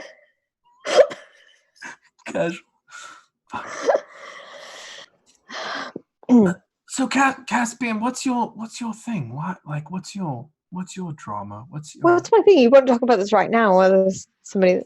It's a party. We're supposed to get to know each other. Right, but I think somebody was just murdered, and you were really concerned about that a few minutes ago. But then I reached the end of my rope. I don't know what else to do. I searched my memories. I used all my magic. You saw my eyes go black for a second. I did see that, yeah. Yeah, that's all I got. Yeah. That's my one trick. Yeah, all right, well. I don't. Sorry, hang on. I'm smart. That's it. I'm smart and I'm good looking. Okay, that's it. That's all the talent I got. Yeah, that's true. Yeah, I can see that. Yeah. I agree. Yeah. Well, you don't know. You haven't heard about the serpent. Well, I mean, I have. In the Grey, I was known as something of a serpent charmer. A fan of serpents, as you might say. All right. Well, this is something a little bit different. Is it though? The serpent as a symbol of malevolent power. If you want to think about it that way, sure. Is this a metaphor for something? I'm sorry, Alex. So why don't you tell me all about the serpent? Just tell me all about you and your serpent. Do not. No, I'm asking.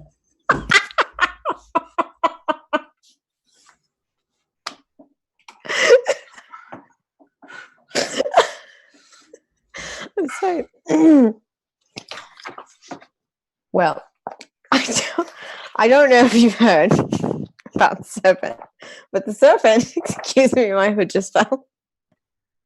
The serpent is the source of all magic. Yeah, a man would say that. What are you trying to say? No, I'm just saying. No. Listen, here's the thing.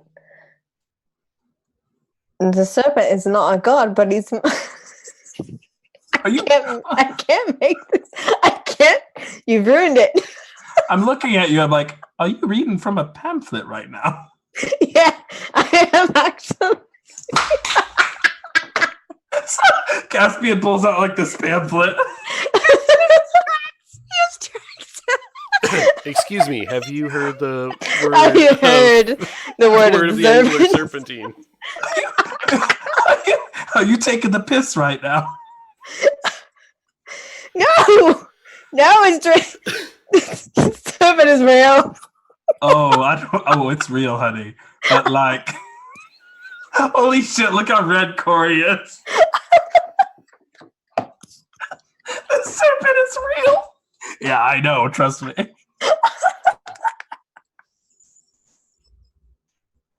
I hadn't considered when I did this before today. Content. Get it together, Sam. Tell me all about the serpent. I will tell you all about serpent, but I have to look in this book because I don't really remember. All right, Nigel will turn around while. Listen. No, I'm going to tell you about the serpent now. No, the serpent inhabits the worlds of all suns, but is closely tied to the invisible sun. Oh my god, apparently we call ourselves serpentkin, which is not really something that I identify with. Yeah, I am actually a fucking certified scholar and genius. I've read about the serpent. Well, then why are you asking me what my deal is? Well, I'm asking for your lived experience, what it means to you. That's something people don't write down. Yeah. Right, of course. Well, I'm afraid that's very personal. I can't answer that right now. All right. Nigel's just going to walk away and go back to dancing with the Vanta twink. The truth is, I have no idea because I just made this character today. What a shit show. Why is viewership climbing during this? What's wrong with you people? We did bring up the serpent. I mean, I saw that too. What? All right, I'm done. Can we jump to Dan and Corey? Please. So what's Alice up to, please? Alice is still. Oh, we had the whole. Alice wants to figure out where Zeinlin went after the thing. Or actually, she's just curious if he's still around or not. So by this point, I will say that the body has been cleaned up. It's as if nothing ever happened. You don't know where Zeinlin went, and I can't even present you with a perception challenge in order to determine that. Yeah. You do not see Zeinlin, and that's, to the best of your knowledge, you don't see Zeinlin. That's about as far as you can tell. All right. Alice is going to disapparate for a little bit and then reapparate above the crowd and just reach her hand out and say, would anyone like to dance? She wants to enjoy the party for a bit. Okay, sure.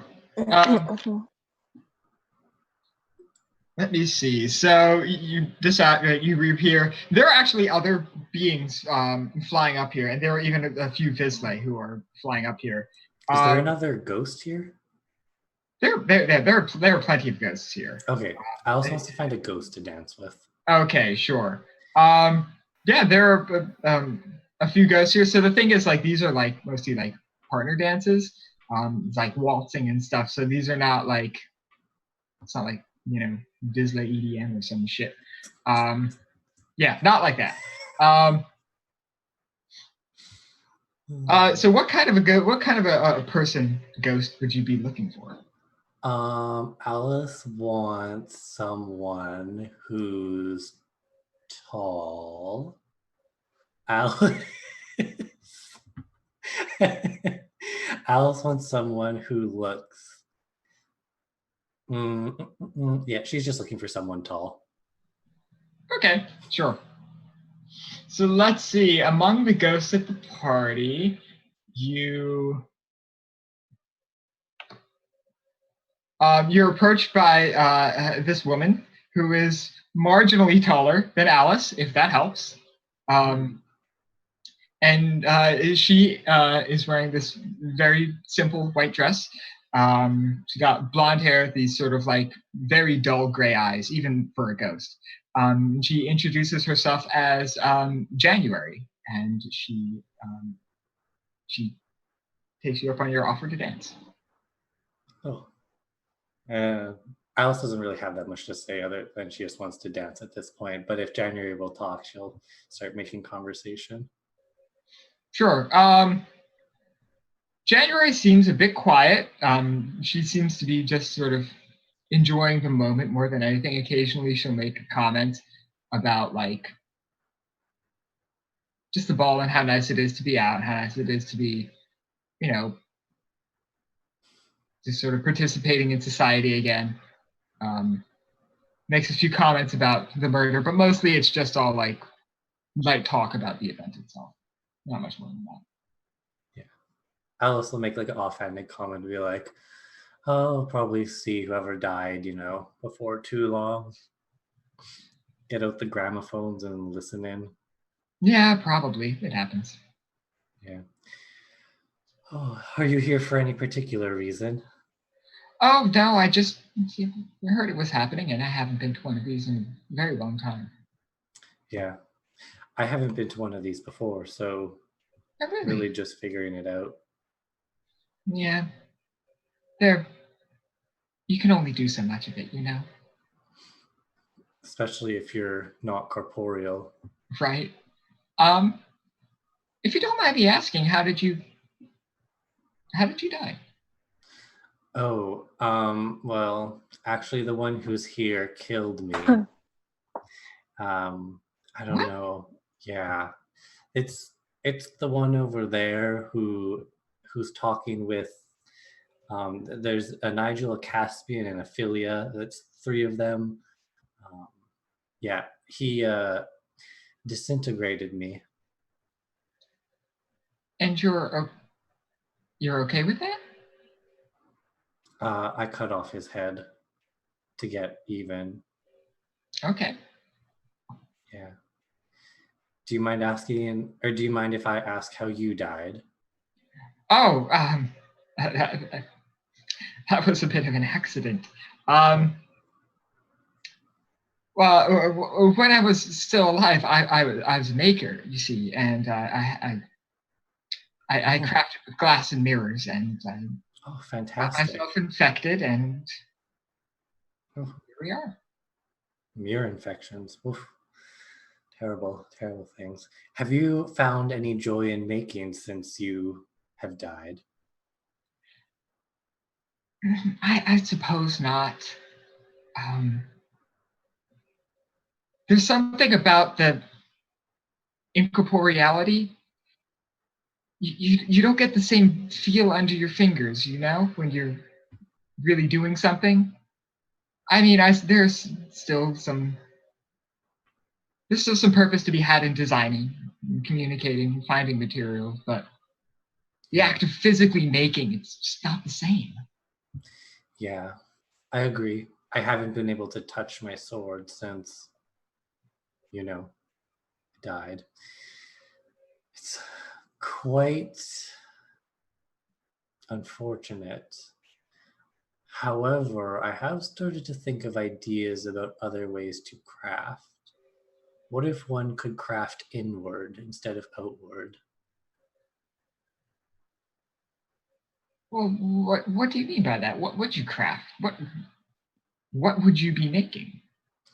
Well, what would we craft is really the nature of making. I would guess, I don't know where I would start. I would probably something small. Try a few things out first. Figure As you do. out what our bodies can hold and contain.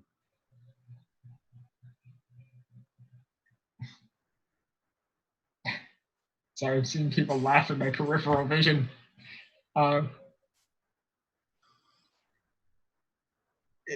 Would you be crafting specifically for ghosts, or would you be trying this out on Vislae test subjects? Or what sort of a body are we even talking about in this situation?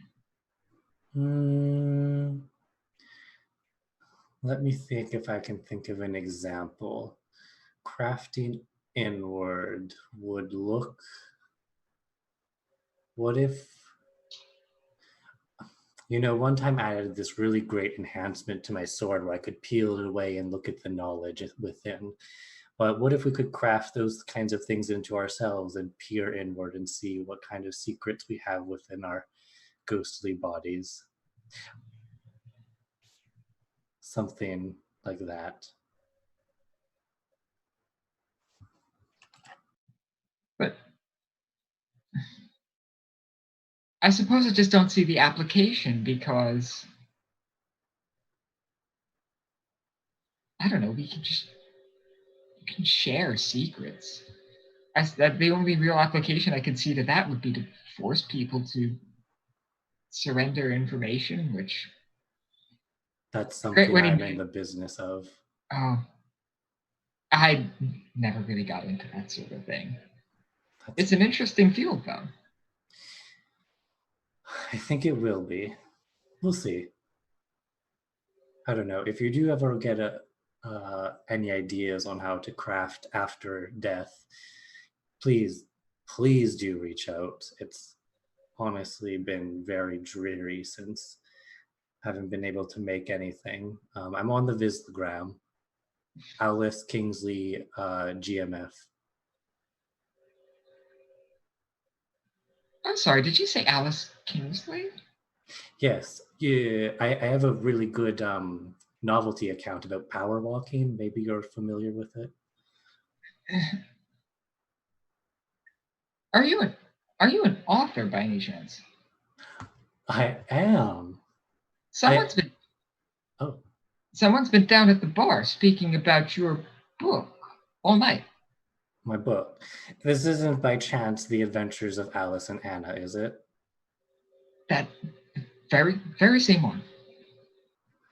All right.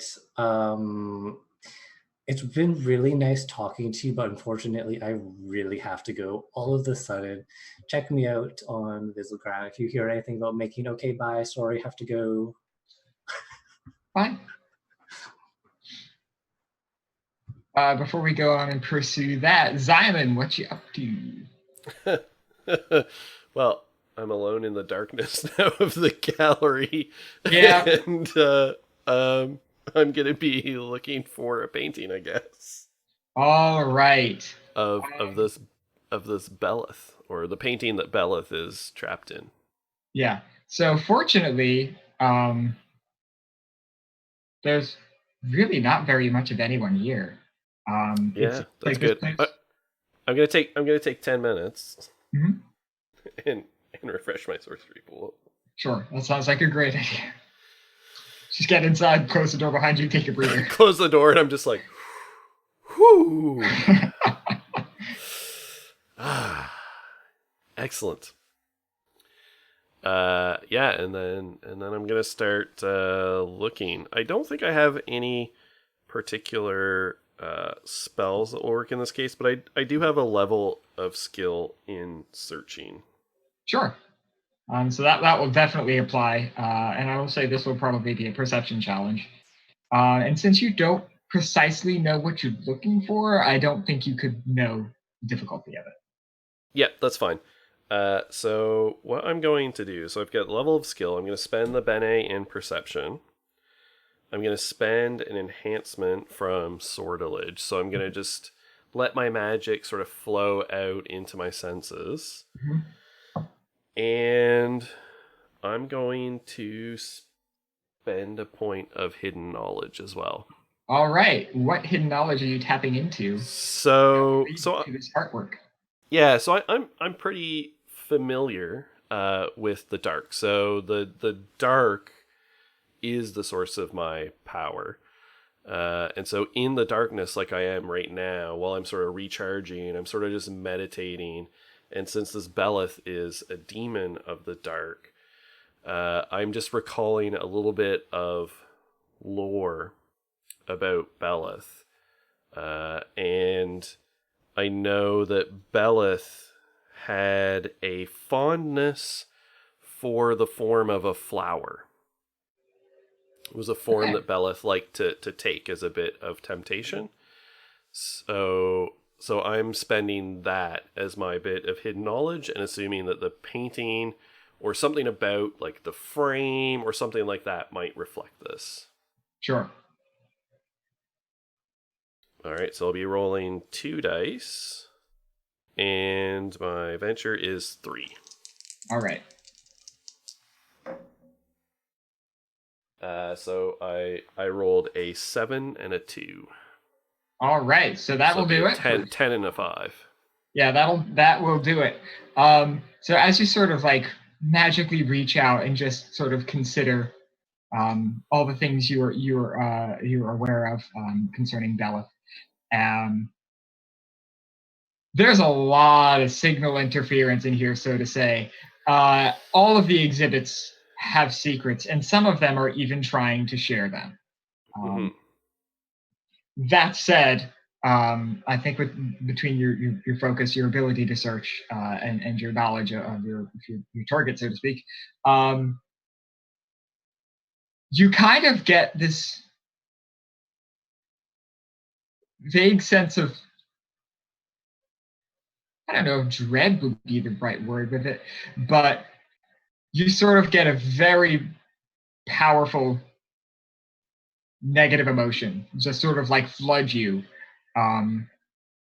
like just as you sort of like feel some sort of magical feedback. It's up a few levels. It's a bit of a walk, but it's not particularly hidden. It is just a painting on the wall. Okay. So I'm just walking. I imagine I've probably relit another cigarette and I'm just like casually strolling through the galleries, sort of almost the water dousing things. I'm like following the faint, resonance that I'm picking up on the flow of magic through. Yeah. And then coming up. So is it a painting? It is actually a painting. And you see these sort of like black water lilies just sort of like floating just in the space surrounding this painting.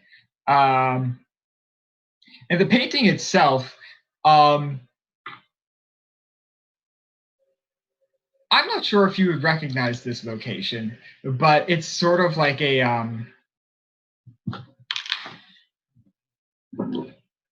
it's sort of this large circular room that's well lit by natural light, and there are sort of these hanging rings in the top, and they seem to be rotating in the actual painting itself. Yeah. Okay. And they're all sort of inscribed with these different sort of runes and languages along the outside of these, and they're glowing according to the path of sun. So like as it rotates, and you see the letters and the writing sort of glow according to that. And below these sort of 3 rings, which are all kind of like offset in this setting, you see this sort of humanoid figure in the center of this circular room, just like covered in these like spears and barbs. This figure is like sitting or being suspended a few feet above the ground, just like pierce every part of the body by these small harpoons and hooks and spears, and they're physically suspended in that state in the painting. Okay, excellent. So I can imagine sort of just getting close to the painting and sort of running my fingers along and listening to it, and I sort of whisper and just say, Belith, it's time to let those secrets free.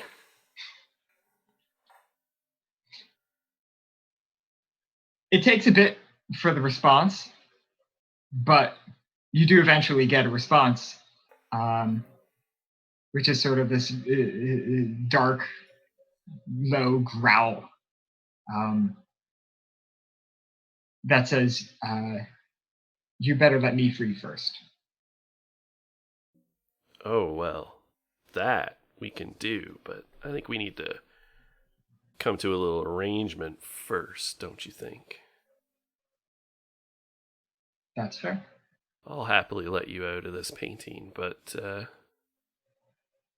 I need to know a couple of things. I need to know where I can find the details of the workings of a particular long-form magical secret, and I relay the secret that Nigel's looking for. And a little something for me. I need an introduction to the Church of Midnight. I want in. All right. I think someone of your disposition can help make those arrangements. Sure. Belith will communicate to you that it will give you the information concerning the ritual. But if you want an introduction to the Church of Midnight, you will have to free it. Oh, yes. That's my intention. Sure. And this is free you. Or go ahead. You go ahead. Oh. No, you go ahead. I was just going to say, this is a very large painting. It's probably like 6.5 feet tall. Mm-hmm. And so as you indicate that you will go and free Belith, the painting actually sort of like swings inwards, and you are actually able to walk into this room. Oh, excellent. Okay. All right. So you walk into this room, and it, like I said, there's like natural light, and you realize you're sort of like on top of a tower. Basically. Okay. You live in Fartown, correct? Yes. I would say, based on the fact that you live in Fartown and you have this sort of elevated position, and you can like now see where you are, you're at the top of one of the towers of the Goetic Hall of Records. Oh, interesting. Okay. And there's also something just ever so slightly different about this Fartown. It seems a little bit brighter. Mm-hmm. And as you look out to like the horizon, granted, the horizon in Fartown is always a bit fuzzy because it's a pocket dimension. Yeah. But this horizon, the edge of this pocket dimension, sure doesn't look like ruins. So it doesn't look like the bleed. No. So I think I'm looking at Fartown before the war. Yes. Oh, okay. I'm taking a real good look because I do also have a level of skill in memorization. Sure. So I want to like memorize any of the little details that are different. Sure. So not just the horizon, but if I see any like major buildings that are missing in either one of those places, like things like that.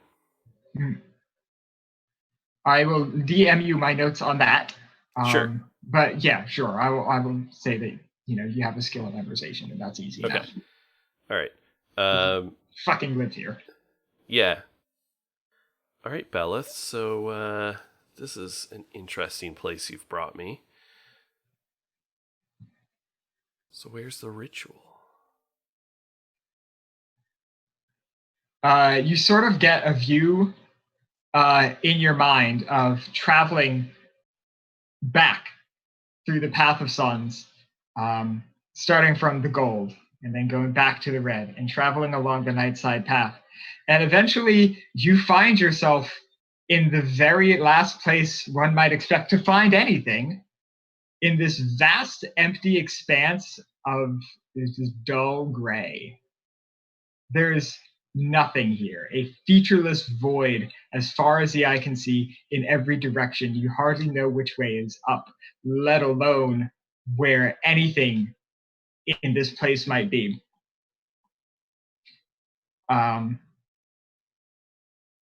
But after a while, traveling in some direction of which you are not aware, you come to this small door, just sitting alone in the vast gray expanse. The small wooden door, and Belith sort of opens it for you. And inside, it's basically just like this small square room, and the instructions for the ritual are written on the walls along this room in blood, and that is where the ritual is. Okay, so the featureless gray was like the void, like the abyss. That side of the gray. Or the night side of the gray. Okay. Yes. Okay. Makes even more sense. Okay. Yeah. All right. So 2 questions. 1, can I just memorize the text of this ritual and copy it down, or is it just like I know the location? I will say if you want to memorize the location, if you want to memorize the entire ritual, that will be a challenge. Yep. And it is probably beyond the scope of physical capability, so I will say this would probably need to be some sort of magical success. Yep. That's fair. Probably intellect? Yes, absolutely intellect. Okay. So I have the skill and memorization. I'm going to spend a sortilege and spend an intellect. So that'll give me 2 and 2 dice. Yeah. This probably won't work, but this will be a shortcut if it does. Right, yeah. I'm here for 8 you. and 2. So 2 that did you in. Yeah. Because that'd only be 4. Yeah. So I will say that you aren't quite able to memorize the ritual, but long after this, after your final dealings with Nigel far in the future, you will always sort of remember the feeling that you got as you approached this space. Yeah. So that is, and it was never more intense than when you were there. Whether you are with Nigel when he finds this, or whether this is your one and only time you were present in this space,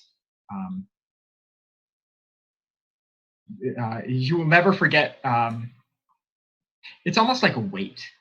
It's like a sort of pressure, like on your soul. It feels like you're in a place where you shouldn't be, but it's a place that you were forced to be. Yeah. All right. Well, thank you, Belith. Enlightening. So, you want to get out of this painting, do you? I do. All right. So, for the 3rd time, I'm going to spend 6 sorcery and cast Negate the Power. All right. So, if the magical effect of binding them to the painting is level 10 or less, it's automatic. Otherwise, I roll. Sure. Yeah, you will have to roll. Okay. So that'll be 6 on my venture, and I'm rolling 2 dice. And yeah. 9 and 1. So 7 and 15. I don't think that does it. Yeah, I don't think it does either. Yeah. So I'm going to use another action rest to recharge my sorcery pool and try it again. All right, sure thing. That's a 6 and a 5. So 11 and 12. That'll do it. Yeah. All right. So you cast this, and what does it look like as you sort of remove these barbs? So I think I start working it, and so there's the various gestures that I'm making, and I'm like weaving in threads of darkness and shadow in through the painting, and sort of hooking them on the barbs and like pulling them free. Mm-hmm. And my shadow is helping, so like my shadow is like dancing around as well as and aiding in the ritual or in the spell. Yeah. So as you're pulling these barbs out, you notice these are very hot to the touch. And at the end of these are these sort of like little motes of light that like you have to pull it out. It's almost like a hair follicle, I guess, where the thing you're pulling out is larger than the growth around it. So you're causing these wounds as you proceed. It's very bad. But Bellis is eventually freed. And interestingly enough, now totally sort of perfect in form. They're a humanoid sort of figure, pale, bald, black eyes. They're sort of like wrapped in these like black wrappings and cloths. And they almost look like an angel in a way, except with these large black wings. Well, Bellis, pleased to meet you. Pleased to meet you. Well, if we can make arrangements and be on our way. I certainly believe we can. I've spent far too much time in this time. Perfect. There's a painting-shaped hole in reality where you entered this tower, and Bella just walks on through. Yep. I just follow. Yep. And by the time you get back into the museum and back into the darkness, the painting shuts behind you of its own accord. And you are like sort of as you walk back in, like Bellis is gone. And you don't notice anything. You don't feel anything. Nothing gives you nothing indicates that this is ever a thing that happened. But you have in your hand this like small black cube about 3 inches to a side. Perfect. I just tuck it in one of my pockets. Get the strong impression that this ought to be presented to the Church of Midnight. Yep. So I tuck it in a pocket and basically like stride back to the party. Sure. I will say, away. Yeah, based on how you described yourself before, I will say that you pass like a thought form like janitor or maintenance type person, and the confidence with which you walk, they don't even bother. Clearly, this is a person that is supposed to be here. That's right. I walk with the unassumed, unearned confidence of a white male. Yes, exactly. The tea. If Emma was here, she'd be snapping. And so before we find out how someone has acquired Alice's life story, I think we'll end it here for tonight because we've been at this for a while. 5 more hours. I have nowhere to be for the next 12 hours, so That's right. I am just available. I'm not here next week, so Wait, I'm not ready to end this. me neither. Like maybe, but Poor Alex. He's like, All I right. mean, they're like, if I didn't have something to do in the morning, no. that's Well, better. Oh, we're good. But we can write the excuse note for you. yeah. Oh no, you've got. I'm Oh. going to church. Are you going to send the excuse note to God? Yes. It's Matthew W. Foreman, God. Alex is busy. Pardon, but Alex is fucking busy Oh, boy. with some fucking nerds. At Matthew W. Foreman on Twitter. Yes. Dear God, you can find me on Twitter. Yes. Alex has a dating simulator to continue to run, Yes. and everyone else doesn't understand that, and that's a shame for them, but a blessing for us. All Right. I'm saying is Legend of Evantris runs for 8 hours on Saturdays and Sundays. That's all. Right. So why can't we? That's all I'm Matthew saying. was saying. Just So gonna throw that out there. I'm gonna also put that out there that, why can't we? Great question. As a Yeah. member of the creative council here, Correct. Let's have this meeting now. I Yes. can have this meeting now. Hey Dan, what is your? Are you? Do you have a hard stop tonight? Can we talk about this now? We respect the GM and their time constraints. All right, Wow. fine. Sweet thing. Damn. Look, nothing is stopping me. Nothing is stopping you from just staying online and just role playing if I want. Okay. Well, There's first- nothing stopping you. hold on. You don't have to just fucking put it out there like that. My God. Let's see our joy and despair and acumen. Yeah. So before we do that, and then I'm gonna shut up because I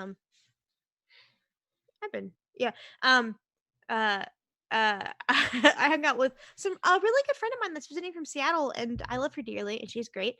I had wine. Okay, bye.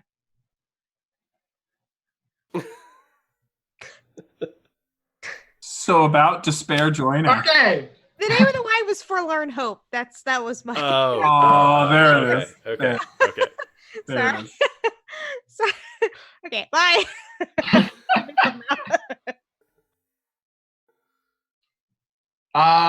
So yeah, joy, despair, and acumen. Let's see. I'm just gonna go in order of Zoom. So I hope we all see the same Zoom order. I don't know if that's the case. Yeah, I'm not sure we do, but you can just call out. Dan, Zylan, how do you feel? Sure. As you have progressed? I gotta double check here for joy and despair. I definitely got an acumen because my character arc is to join an organization, which is the Church of Midnight. So I think I advanced on that. Path to joy. Well, the first time I speak to a being of the dark, I gain joy. Yeah, I was gonna say that even if there wasn't a blurb in there, also depending on how liberal our definition of joy is, if you got to see even for a brief minute Fartown before the war, there's got to be a sense. That's pretty cool too. There's got to be a sense of wonderment there that I would say is probably pretty close to joy. For sure. Yeah, but I think the fact that I had a direct dealing with a being of the dark and freed them from imprisonment, is definitely joy for me because I dwell in darkness. All right. So yeah, absolutely. So that's me. All right, Nigel. So we already established I got the despair for seeing the book. Oh, hold on. Let me turn off my Beyonce. I can't hear myself talk. And then I think I get a joy. This is actually never a joy I've actually received. I met a demon, I believe, of a new kind, and my forte grants me joy when I meet new demons and am received favorably. And I got to dance with them all night. You did, yes. And I will... Never mind. Never mind. So I will take a joy for that. That is good enough for me. All right. Corey, Alice? So the only thing that I was thinking was possible despair for chatting with another dead person who was a maker and sort of verbalizing the frustration that is not being able to make for I think 6 or so months that Alice has been dead. So that was the only thing I was going to suggest, mostly because I just really want despair. Yeah, and I was also going to say, especially since this has been a process that has been going on for 6 months. Yeah. I would absolutely say that by now, especially hearing like it doesn't get any better. Yeah, I'd say that. Painful. Okay, fantastic. Alice has enough power to do stuff.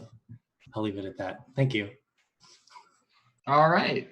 Sam, how's Snake Boy feeling? I gotta level with you. I didn't choose any character arcs because I didn't really know what would fit with this one shot. I feel like she gets a despair for not telling someone about the serpent when Yeah, the golden opportunity. That sounds good. Sure. Because I don't know. I guess I have to pick a character arc between now and then because I would like to play. Caspian again. So I might as well keep up with this character sheet. But I gotta come up with an arc for him. But maybe if not just a despair for telling people, not being able to tell people about the serpent, maybe a despair for watching somebody being murdered by Vislae in front of him at a party. That's kind of terrifying. Chat says romance with Philia. What about romance with Philia? Should I get? I think that's kind of for an arc. Oh, romance arc, yeah. Yeah, I don't think it's as in the bag as you think it is. So an arc would be good. I think it is, but yeah. All right, romance arc, yeah, I'll take that. All right. And Nox. Well, first of all, that's very cocky that you would think it's just in the bag like that. I'm very busy. I know things that they don't. Excuse me? What was that? Come again? No, nothing. Do you want me to repeat it? Do you want me to just tell them? Anyways, how about I just go back to my books and where I'm very busy reading them. I didn't pick a character arc either because it was a short shot. So I don't know how to deal with this. I mean, to my knowledge, we are doing this again next week, right? Yeah, we are. Yeah. So just take the romance arc and we'll just fill it.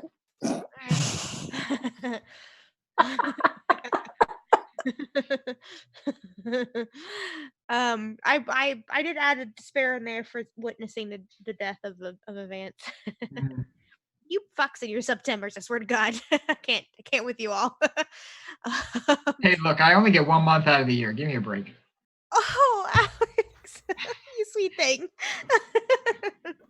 Look, us here for I've seen you people on channel, right? Yeah, so current arc romance. I'm just gonna type in romance just so I remember. Oh my God, yes, obviously romance. Those are all of the games that I'm running for my showcase. They're all romance, so please, yes. But inexplicably, you don't invite me to play. Very fucking busy. I'm right. Like, I'm very fucking busy. Anyways, so is that it? Is that all the book? Is that all the bookkeeping? I took a point of despair for watching one of my own for my order die basically and have their fucking life's work destroyed in front of them. Jesus, is that it? You would probably get an acumen for romance in that you brought Caspian as your +1. I did bring this little shit with me. No, I did. All right, is that it? That I think is it. Why are you gotta be so cold? I don't think Caspian has a voice in my in my section. If Caspian has something to say, he can in his section. But we're talking about me and very busy. And Caspian's just always in the way. My God. Fucking snakes, I swear. Anyways, I think I'm done. Right? I think so. Yep. So, yeah. All right. And we did Nigel's? Yes, yeah. Yeah. Okay. All right. Well, thanks everyone for sticking around for this wild ride of a episode. And that's it from us. Yes, as Matthew has been saying in chat, remember it is September, so the month of September subs are half price. Thank you very much for the That's gifted right. Your sub. submissives are half price here on Variant Rolls. Your subscriptions are half Your price. subscriptions are here, half price on here on Variant Rolls. Especially if you're Canadian. We love our Canadians. Well, they might be half price, but they're still more expensive for us. Right. We love Canadians so much that we ask them to pay us a little bit more. And that's right. Convert Canadian to US dollars. Yes. We love and I that think Canadian that's to American exchange rate. I love that Dan is trying to cut me off, but Knox, remember that you're a member here. I fucking rein it in. Never forgot, and I don't need Matthew Foreman to rein it in for me. Or do you? That's all I have to say. Thank you. Love you all. You're all amazing and fantastic. This was great. We didn't do favorite moment, but Alex, you did such a great job. And I know that all the shitholery aside, like I'm listening the whole time. Like Secrets in the Gray, Midnight Introduction is on top of the Tower in the Past. Like I was listening the whole time. You did a great job, buddy. Thank you. Very proud of you. Yes. It was fantastic, Alex. Thank you very much, because this was my first opportunity to play this game that I love. Dan, it was so awesome to have you as a player. Thank you, Alex. I'm sorry we're such a hot mess. No, it's all good. It was so fun. It was such a great time. You did a great job. You were the best person to have us be a hot mess with, and I will absolutely be a hot mess with you again. Oh, great, because we're doing this next week, and I'm telling you, I'm not asking you. I will not. I do not believe I will be there though, because I have a bachelor party for Rob of Dice Priority. So, and I told you that. So, did I fucking ask you, Matthew? I thought you were a sub-member, not Bob Oh boy! I'm here for all of this. Please come back next. Yes, come back next week. We will enjoy that. And our schedule gets printed here. There's basically something going on every day. Come back and see me every Saturday. 1, 2, 3 Eastern. No, 3 to 6 Eastern. I'll also be here playing with Alex. Dan. On Saturday. On this Saturday, we're going to be playing our Descent into Avernus characters. That's right. In Heaven Nor Hell. So that should be a fun. That's a great game. Prequel. It is such a good game. It is such a good game. See the origins of our characters and the backstory. That's right. And Corey will be here tomorrow night with Burning Wheel, not Burning Sun. And I think Matthew, are you folks back with Monster Hearts again tomorrow night? We are. I can't remember how many episodes we have left, but we are going to do the party, which my character might murder someone. So tune in, because we're playing Monster Hearts like you would play Dungeons and Dragons. Perfect. All right. Schedule is in chat. Thank you folks very much for tuning in, and we'll see y'all later.